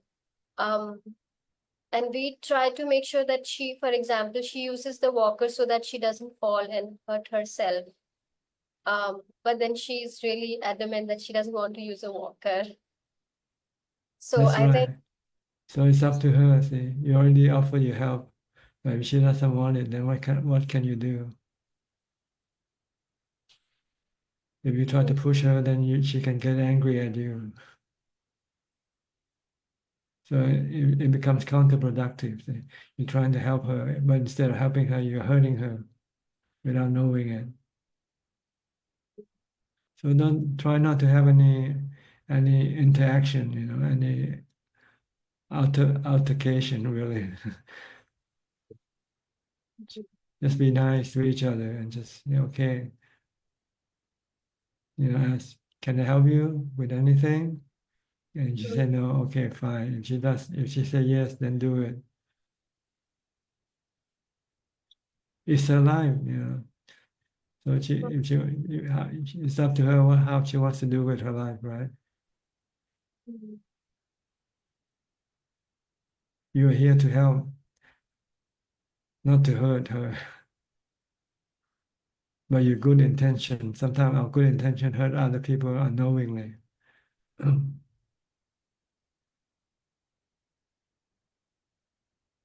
Yes, Okay. thank you, Fra Ajahn. It's difficult advice, but I think that I will try and apply this. And Yes, you lack equanimity. See? So sometimes it's your attachment to her, you're craving to help her,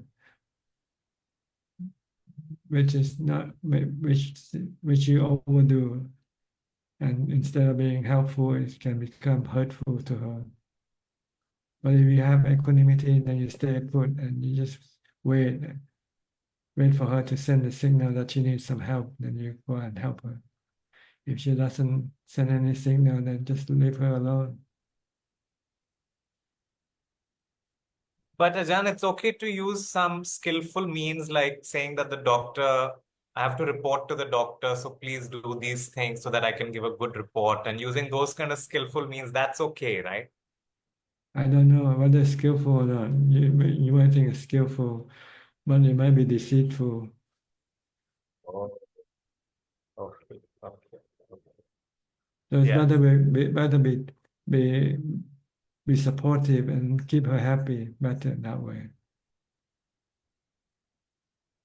The body's gonna die anyway, no matter how well you look after it.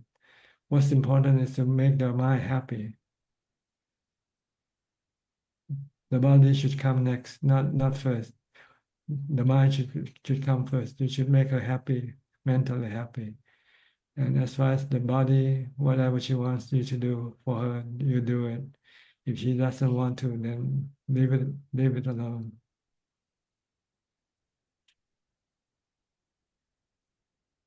Okay, Thank you very much, Ajahn. you're welcome. Next, Sui and Check from Vancouver. Greetings, Ajahn. Greetings, Ajahn. Ajahn. You didn't feel the earthquake, right, Ajahn? I didn't feel what? Did you feel the earthquake? I feel awkward. The earthquake in Earthquake. No, Pattaya? not in my kuti, not here. Not in Pattaya. No, not at all. I realized after my Dhamma talk that we normally have about 800 people watching live, but on that day we only have 500. So I wonder what happened. Then I realized, they got earthquake in Bangkok, and people just couldn't have the time to listen to Dhamma talk as they used to do normally. Oh, it So, was time of Dhamma talk, the same time. yeah, same time. I give it 2 o'clock, see, but the earthquake started at 1:30, half an hour Oh, before. And maybe people only heard of it or realized that half an hour later. So yeah. they got panic, and instead of listening to Dhamma talk, they didn't have time for that. So I lost about 300 people that normally would be listening to my Dhamma talk that day. Instead of 800, there was only 500. I was wondering what happened. I thought maybe something wrong with the internet or something wrong with Facebook or YouTube. But then later on, I realized there was the earthquake that caused the difference in the number of people listening to Dhamma talk that day. Oh, you didn't hear about the earthquake yet at that time. I guess it was just happening, right? It was I heard from a couple who were listening to the Dhamma talk. Once I finished with the Dhamma talk, they said they normally continue to listen to the question and answer, but they said today they have to go back to Bangkok because of an earthquake. Oh,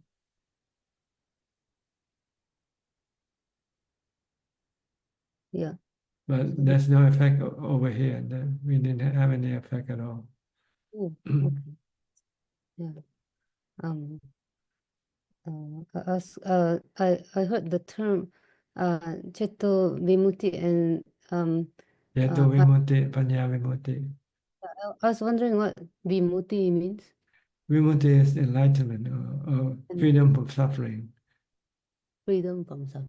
Oh. Yeah. But you need both. Yes, you need both, but sometimes you are more efficient on one than the other. Oh, With samadhi, you only need the fourth jhana, but some people are able to attain also psychic power. oh, But you don't need psychic power, you only need the fourth jhana for samadhi. And with wisdom, all you have to know is the Four Noble Truths and the three characteristics of existence. oh, But some people know more than that. They know about other knowledges that they can use to to present the Dhamma more clearly. Oh. So the basic for the Cheto Vimutti is four jhana, and the basic for the Panya Vimutti is 3 characteristics. No, this is for the normal people. No, The normal minimum that you have to have minimum. the 4th jhana and samadhi, and the minimum of knowledge is the 4 noble truths and the 3 characteristics of existence. And 3 characteristics. Oh, okay. But some people might have more than that. Some people might have more than the 4th jhana. They can enter the rupa jhana. They can enter into the upajjara samadhi and have psychic power. These are surpluses, which you don't need to have to become enlightened. Yeah. And on the Jeto and the Panya, people know more than the 4 noble truths, know more than the 3 characteristics of existence. Oh. They know about rocket engineering, they know about nuclear science. So they can use this knowledge to teach to other people. Oh. Like the But Buddha, he knows a lot of other knowledges besides the 4 noble truths and the 3 characteristics of existence. When he teach to farmers, he use the knowledge of farmers to compare to the Dhamma that he's trying to explain to them. Some if you don't have this knowledge, then sometimes you don't know how to explain to people, you know. Yeah. The Buddha knows he can use a lot of simile. He That's uses a lot. right. Yeah, he uses a lot of simile because there are a lot of knowledge, Oh, extra knowledges extra that you don't need for enlightenment, but you can use it for teaching other people. Oh. So he has to achieve this disciples. One is proficient in psychic power. One is proficient in wisdom, Sariputta and Mokkallana. But I think the Buddha said the wisdom is superior, isn't it? Like That's right, because the psychic power cannot make you become enlightened. Oh. But wisdom, you can use wisdom to make you become enlightened. But you have to have the right knowledge, the right wisdom, samadhi, 4 noble truths and 3 characteristics of existence. Mm. So wisdom is more superior to the psychic power. Mm. That's why Venerable Sariputta is the right hand, right? Right hand disciple, because he has the wisdom. Mm. He can teach people, make other people enlightened more than the Mokkallana can. But all arahants has 4 jhana, and they all know 4 noble truth and 3 characteristics. That's right. That's the minimum. There are 4 types of arahants. The basic type, right? They have the 4th jhana and the 3 characteristics and 4 noble truths. Then they have the special power, the psychic power, arahant, and they have the arahant who can recollect past life. Oh. And then they have the wisdom inclined arahant. Oh. So there are 4 types of arahant. But psychic power and recalling the past life, isn't it the same? No, not the same. No, recalling past life is one special ability. By psychic power is you are able to contact with the spiritual being, like the devas. By teaching to the devas, you have to have the psychic power. Yeah. Not using recollection of past life to teach you to the devas, the spiritual beings. Oh. But the Buddha has all, he's superior in That's all. right. He had all this ability. He can recall past life, has psychic power. Because as a Buddha, he has to try everything before he could become enlightened. But he didn't know which one is needed and which one is not needed. So he tried everything in his past life. Yeah, he practiced to the maximum, everything. Yeah, everything that he could grab hand on. So he realized the extra power that you don't need for enlightenment. Oh, yeah. Okay, you. understand now? Yes, thank you, Yeah. Thank you. Thank you, Ajahn. Yeah, no question from you, Sri. Not today, but Which I do type, have which type of Arahant are you gonna be? first one. First one, the basic one, Yeah, I'm aiming for the basic one. the vanilla ice cream type. Yes, vanilla ice cream. I like that one. Like the simile, vanilla ice cream. Just aiming for the Not basic one. chocolate chip or anything like that special. Yeah, basic one is good enough. Yeah. One quick question, Ajahn. In order to get to jhana, we have to get rid of the 5 hindrances temporarily. Well, you need to have the mindfulness to get rid of everything. Without mindfulness, you cannot get rid of the hindrance. So So go you back need mindfulness, continuous mindfulness, sati sampashanya. Once you have sati sampashanya, then you can override the 5 hindrances. The 5 hindrances will not arise because you have no room for them to arise. Oh, okay. Even the ill will kind of like. Yeah, if you have mindfulness, you can stop ill will as soon as it comes up. Oh. Everything will not be able to function with mindfulness watching all the time, watching the mind all the time. Then nothing can come up. Ill will, sexual desire, doubt, because all these things come from thinking. And if you can stop thinking, control the thought, then this thing cannot come up.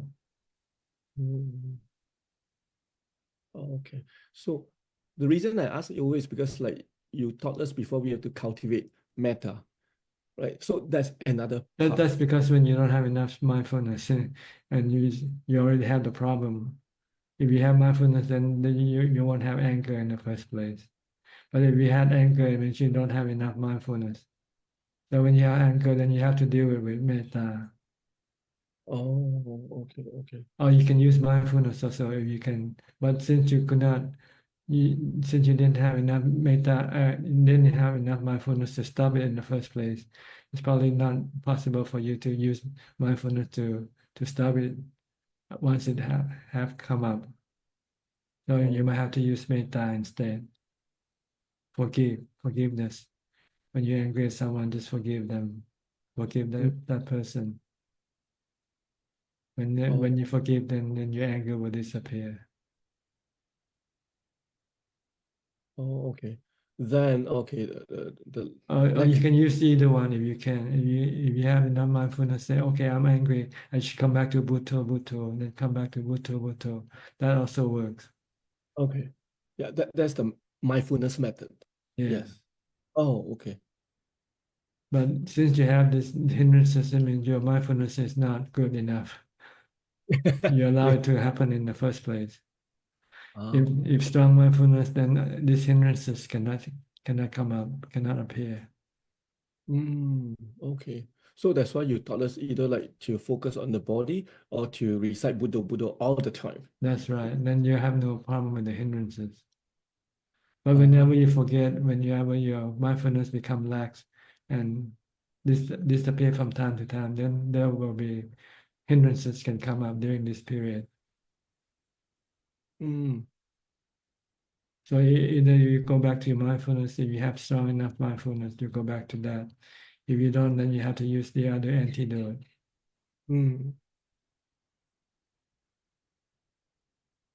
Okay. Thank you, Ajahn. Thank you. You're welcome. Next, Nining. Are you still in Thailand or you have gone back to Indonesia? Yeah, Ajahn. I'm still in Thailand, Ajahn. Now I'm in Bangkok. I see. Yeah. Thank you, Ajahn. I'm very, very happy.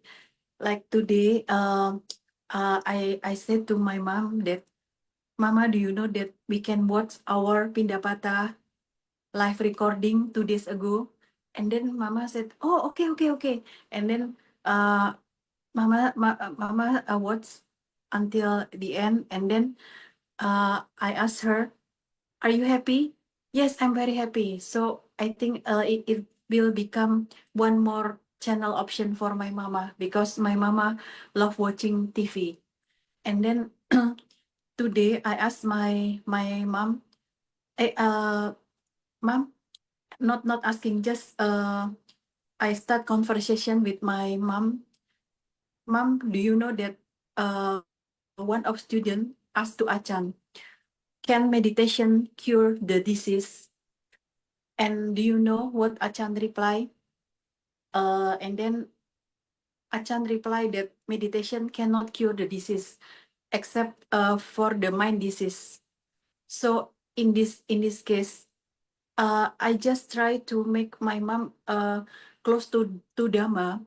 I try to tell the story to my mom about Dhamma, but since she adore Ajahn very much, so I try to tell the question and answer story or one of the the Ajahn Dhamma to my mom. Is it correct, Ajahn? To give her that Dhamma story. Yeah, like when I tell my mom about the question and answer of Ajahn and student, so I don't ask my mom to do this and to do that, but I just like telling her the story. You first have to ask her first whether she wants you to do it or not. Oh, still has to ask my mom. Better if someone asks you first, that would be better, right? Whether you want to do this or not. Oh, okay. And when my mom watching that afternoon Dhamma talk, when the offering session, my mom said that is the doll that you bring for the children. And then my mom said that next time you must bring more. Okay, mom. Next time I will bring 10. And then mama said that, oh, I think I count more than 10 children. That also makes me happy because my mom has intention in that situation, Ajahn. That's right. And yeah, and Yes. I will follow what she expect me to do. Good. As long as it's good and makes my mom happy. That's right. Okay, Ajahn. Okay, thank you then, Ajahn. Thank you very much. So when do you go back to Indonesia? I will back on 4 April because our house assistant will back from hometown. She still celebrate the Idul Fitri in the hometown. So Okay. yeah, because after she back to my house, she will do all the house house tasks, and then I will manage for everything since my mom also asked me when will you do the meditation again in the forest. So I said that okay mom, don't worry, if everything goes well in the house, then I will manage my schedule and I go to Thailand again. That's what I reply to her, and I'm very happy because my mom support me very much, Ajahn. That what's make me happy very very much. Okay, good. Yeah, thank you, Ajahn. All right, Thank you're you. welcome. Yeah, thank you. Next, Kenan. Where are you from? I forgot. Lieutenant John? Yes, what can I do for you? Yeah. I have no questions today. I'm from Chicago, by the way. Okay, fine. Yes. I'll go to Diana Just now. listen. All right. Diana from King City. Namo Buddhaya, Ajahn Suchart. Yes, what can I do for you? I really enjoyed all the speaking today, and it was nice to see a few Russian people asking questions, the one that stayed at your monastery. Yes. Is it okay I share a few resources for them right now? Okay, you can speak in Russian. I think the Oh, is it? diplomat is still listening. He's still Yeah. watching. I just wanted to share that You can speak in Russian if you like. Oh, well, the title is in English, so I'll just say the title in English and then I can say it in Russian. But it's Okay. the Thai title of the YouTube channel. Yeah, just It's go like, ahead, speak in English. You don't have to speak to me. Speak in Russian if you want to give them the message. okay, I will try. But it's easier for me in English now. I'll just say like it's called like Wat San Fran, because I also want to ask you if you probably know about this, like Wat San Fran. Wat San Fran? Yeah, it's a YouTube channel of Samtai Bante. I haven't heard it before. I haven't seen it. Yes, I actually did not learn the name of the Lungpa, you say? Lungpa? Longpa. Yeah. There's a Thai teacher, so his student made like animated Jataka tales. I see. There's about like 300 of them. And Mhm. each Friday, there's another one that comes out. Some are 5 minutes, some are 10 minutes, some 15 minutes.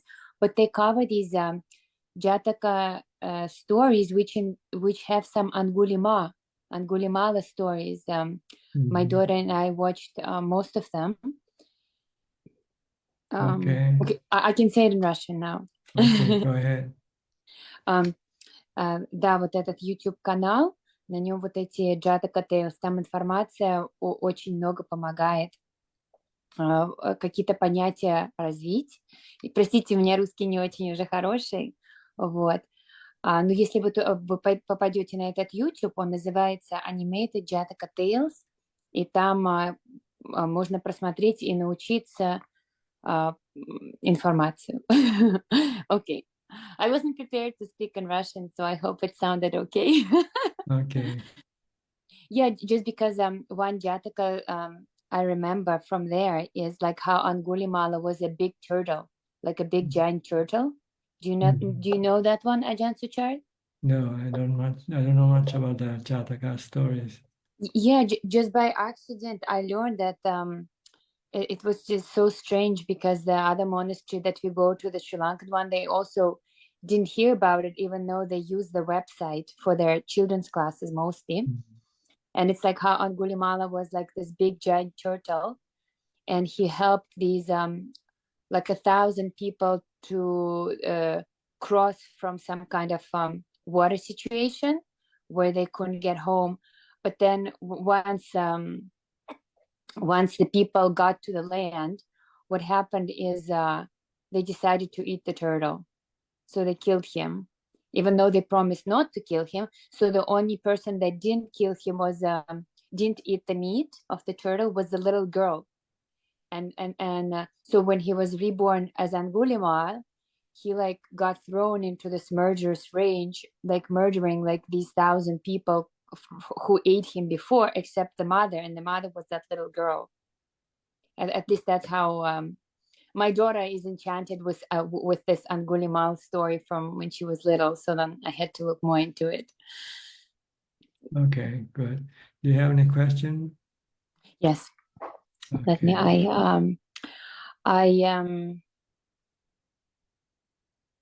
Yes. A personal question I have is I've noticed that on my own I'm quite good with having the mindfulness practice more this week, and actually it was coming. It was coming, so I didn't have to like visualize anything like I was speaking with you last time, and I probably didn't phrase myself good last time because it's more like when I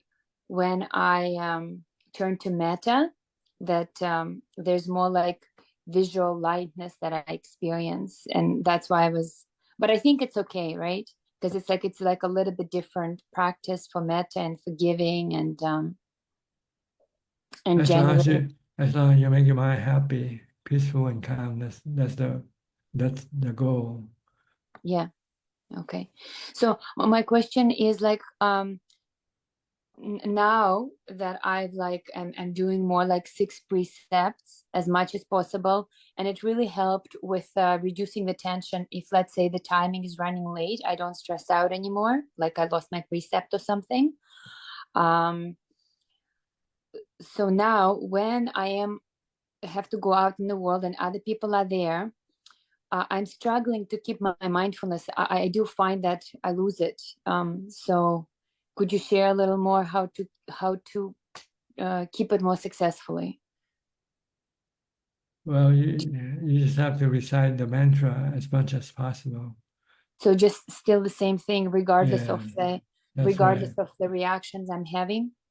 Try not to react when you don't have to. Try to stay with your mantra when you don't have to react.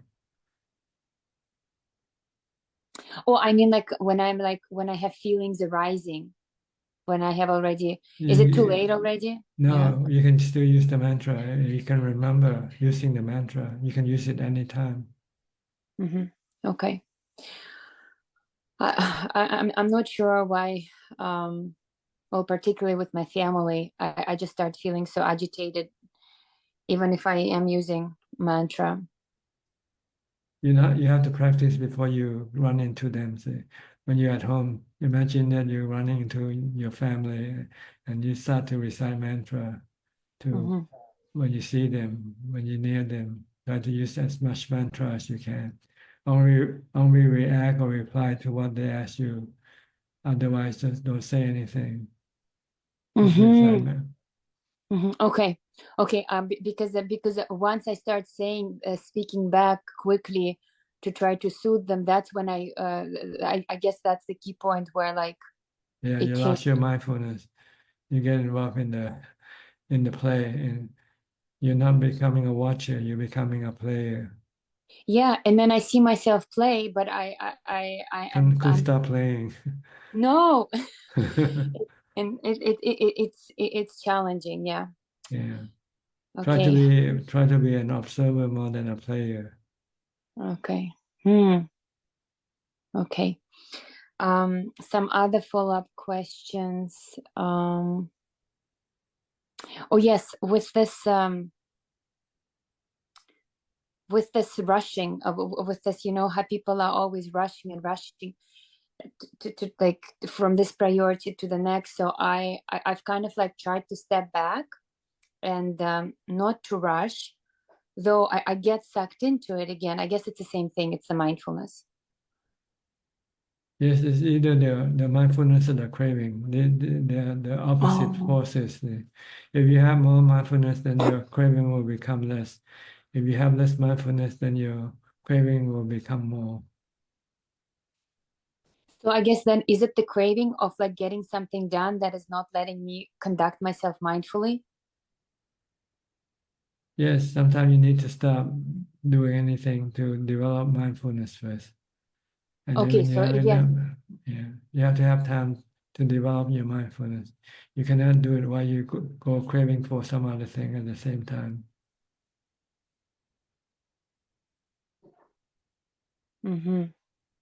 Yeah, okay, maybe that's why it wasn't working. I had to like pause and regroup. It's probably difficult for you to do because you have to deal with your daughter and your life. So you won't have much time to be alone to effectively develop your mindfulness. Yes. You can use wisdom sometime though when you have too much craving on your hand. Just say, what happened if you die today? Ask yourself. If you just have a heart attack, then what's all this craving for anyway, right? Yeah. Something this week did happen, and I was wondering like how the monks look after their health, like if they have access to doctors or monthly, like let's say to look after their teeth, and like do you guys have yearly checkups for that kind of thing, or like is that like totally renounced? It differs from each individual. It's individual, okay. Yeah, but there are access to healthcare if they wanted to have one. Some just don't like to go to hospital. They just use traditional way of treating the body. Yes, I also don't like the hospitals at all, and but turned out I went to get my teeth looked after because once a year we do that, and turns out like I might have I need to go to see a specialist that was sent. I might have some bacteria that was in my gums, and now it could be in the bone of my jaw, and it has some strange name. I have to look at it, but just I didn't react to it. Like I was reminded how like everything is permanent, impermanent, how the teeth are going to fall out eventually, like when the body decays. Although I didn't necessarily want it to happen like right now.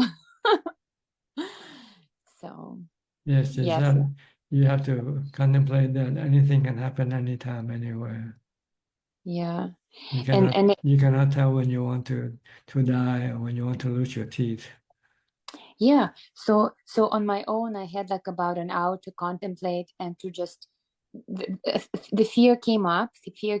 But I had Dhamma to work with it. And then when I shared it with my mother, like she went through so much turmoil about it, and it was interesting to see that I do have the tools and I am applying it to life more than people who may not have access. Okay, I had some other questions. Let me see. Yes, I had a question about what you said just recently, the Sati Sampajanya. Was it like the Sati Sampajanya, you were talking about Anapana, or were you talking about like the Vedana and Panya more practice? Which Sati practice? Sampajanya is mindfulness practice, continuous mindfulness. Has nothing to do with Vedana or Sanya. Just to be mindful with your mantra or be mindful with your body movement. Okay, so then my other question about this body movement that I keep coming back to.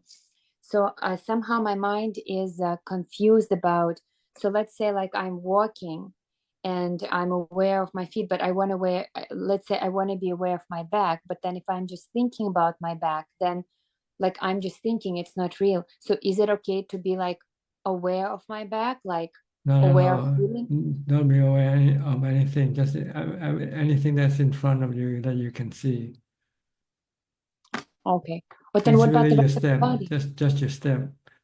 Just a step, okay. When you're And walking, watch your steps. That's all. yeah, because my previous training through Goenka tradition, I was used to doing the body scan, like and I thought that was the body awareness. And from time to time, my mind seems to remember that practice, but I guess I'm not. I shouldn't. Oh yeah, and the question is like if I'm using my mind to focus on my breath, would it not be the same thing to use my mind to focus like on scanning my body, or is there some other process in there that is interfering with building the necessary concentration?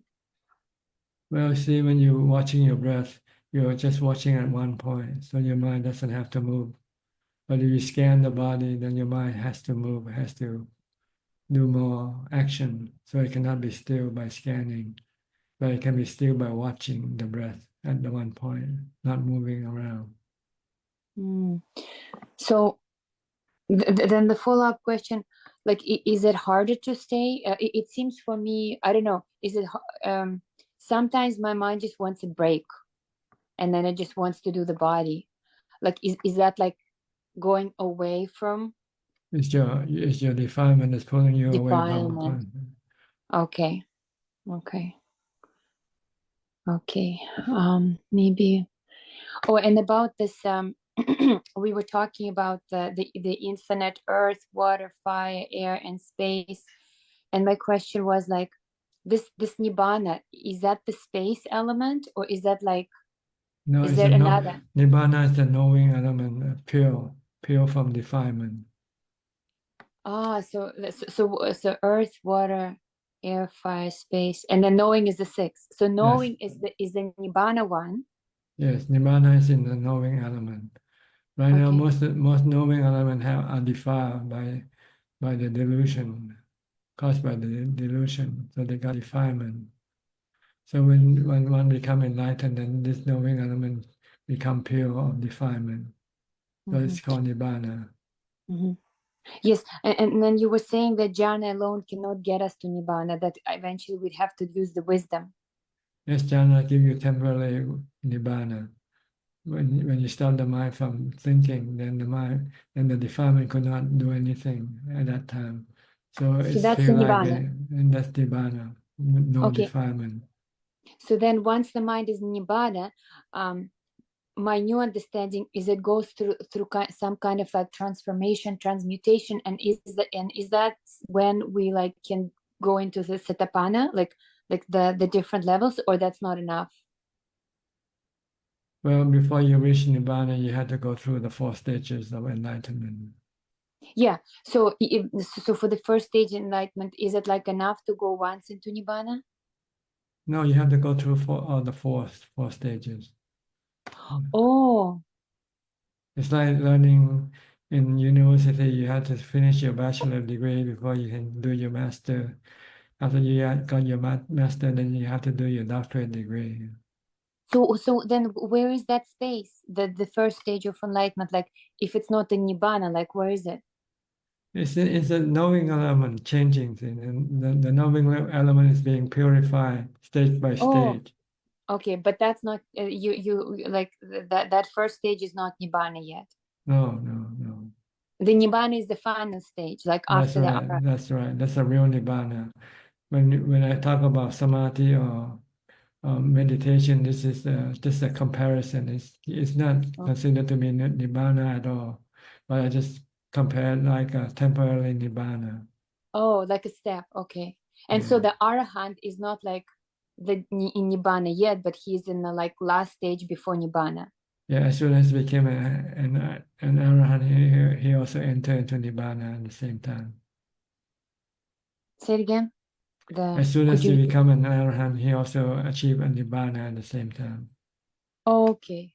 That's why that's why there's no more rebirth. That's right. Okay. Okay, thank you. That's been very helpful. All right, okay. I hope you become one soon from this conversation. Oh, I wish. Okay. Well, next I'll go to Mandy now. We're running out of time, so over time already. Hi, Mandy. Any question? Hello, Ajahn. Thank you, and thank you for everyone. And their questions. It's stimulating. It reminds me, I'm following still the 5 precepts. I plan on taking retreat in June or even once a week soon. Moving, living alone, and I have been, and yes, those are my updates. You're moving away from the town you're staying in right now? Moving away from the just down the road to a 1-bedroom. I'm downsizing. I see. Still in the same town. Still in the same town. Yeah. Just like Abhijato, I think she also moved from a big house to a small one, living alone. Yeah. Because once you live alone, you can practice more. Yeah. Good. Yeah. Thank you. No question. No questions. Thank you. Okay, I'll go to Joe. You know him, right? Joe yourself from Niagara Falls. Yes. Hi, Joe. You have any question? กราบนมัสการครับ Yes. Just a quick question. Is that Buddha? Is that enough to focus on the last breath? You Like mean before you you die? die? If you use Yes. Buddha, then you'll die peacefully, see, calmly. But it doesn't mean that you'll go to where it depends on what kind of karma that you have accumulated. If you have more bad karma than good karma, you will still go to the lower realm of existence. If you have more good karma than bad karma, then you go to higher realm of existence. So that's what we should focus on. Yes, do more good karma than bad karma. Okay. Is that Buddha is a Puttanusti? Yes, it's a form of mindfulness, developing mindfulness.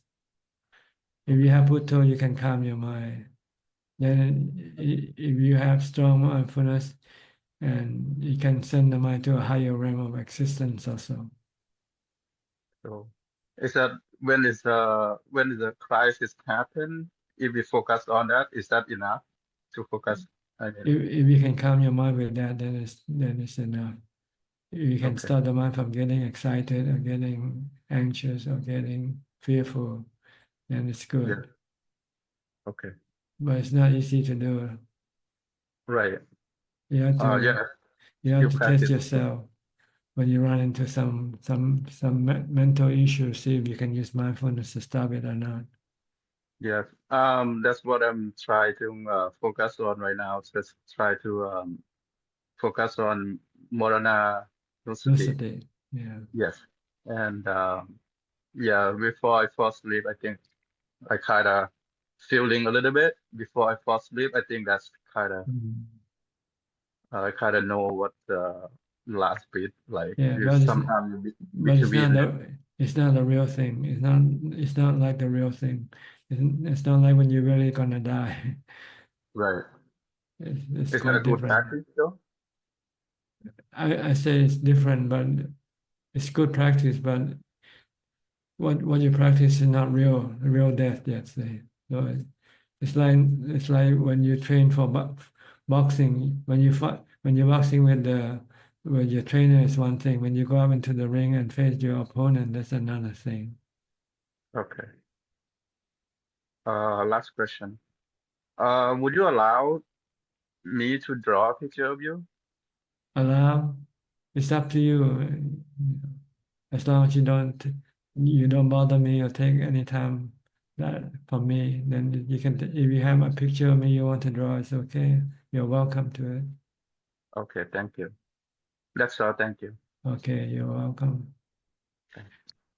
Next, we have question from email now. กราบนมัสการท่านอาจารย์ค่ะ We have two questions and they're both from Facebook. The first question is from Tanik. Hi ท่านอาจารย์ How can we help a person on the deathbed to get to a better place by chanting Putto? Not at all. The person has to help himself. No one can send him to a better place but himself. We might instruct the person what to do, but whether that person can do it or not, that's the person's business. We cannot do it for that person. The next question is from Praveen. I have a question, Bante. Why Myanmar is suffering so much war, earthquake? Many monks, nuns died, though many are meditators there. Some say it's a result of collective karma. Can you explain, please? I think it's more about it's like the weather, it's natural occurrence, and there are many forces that cause these things to happen. So it could happen in Myanmar today, it might be happening to another country tomorrow.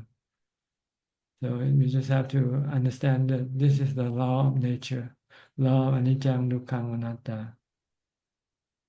We just have to accept them. That's all. We cannot do anything. If we can accept them, then our mind can become peaceful. But if we don't accept them, then our mind can be restless or agitated. All right? I think that's about all for tonight or today, whatever the case may be. Thanks for your company. I hope this meeting is useful, beneficial, and can help you advance on your path to enlightenment. In the meantime, please stay safe, be mindful all the time, and keep on practicing. And if all goes well, I'll see you all at the same time next week. Thank you and goodbye. Sadhu. Bye. Thank you, Amin. That's nice. Thank you, Amin. Sadhu, Good night, sadhu. Thank you, admin. Thank you. Thank you, admin. Bye. Ajahn. Thank you. Thank you. Thank you so much. Thank you.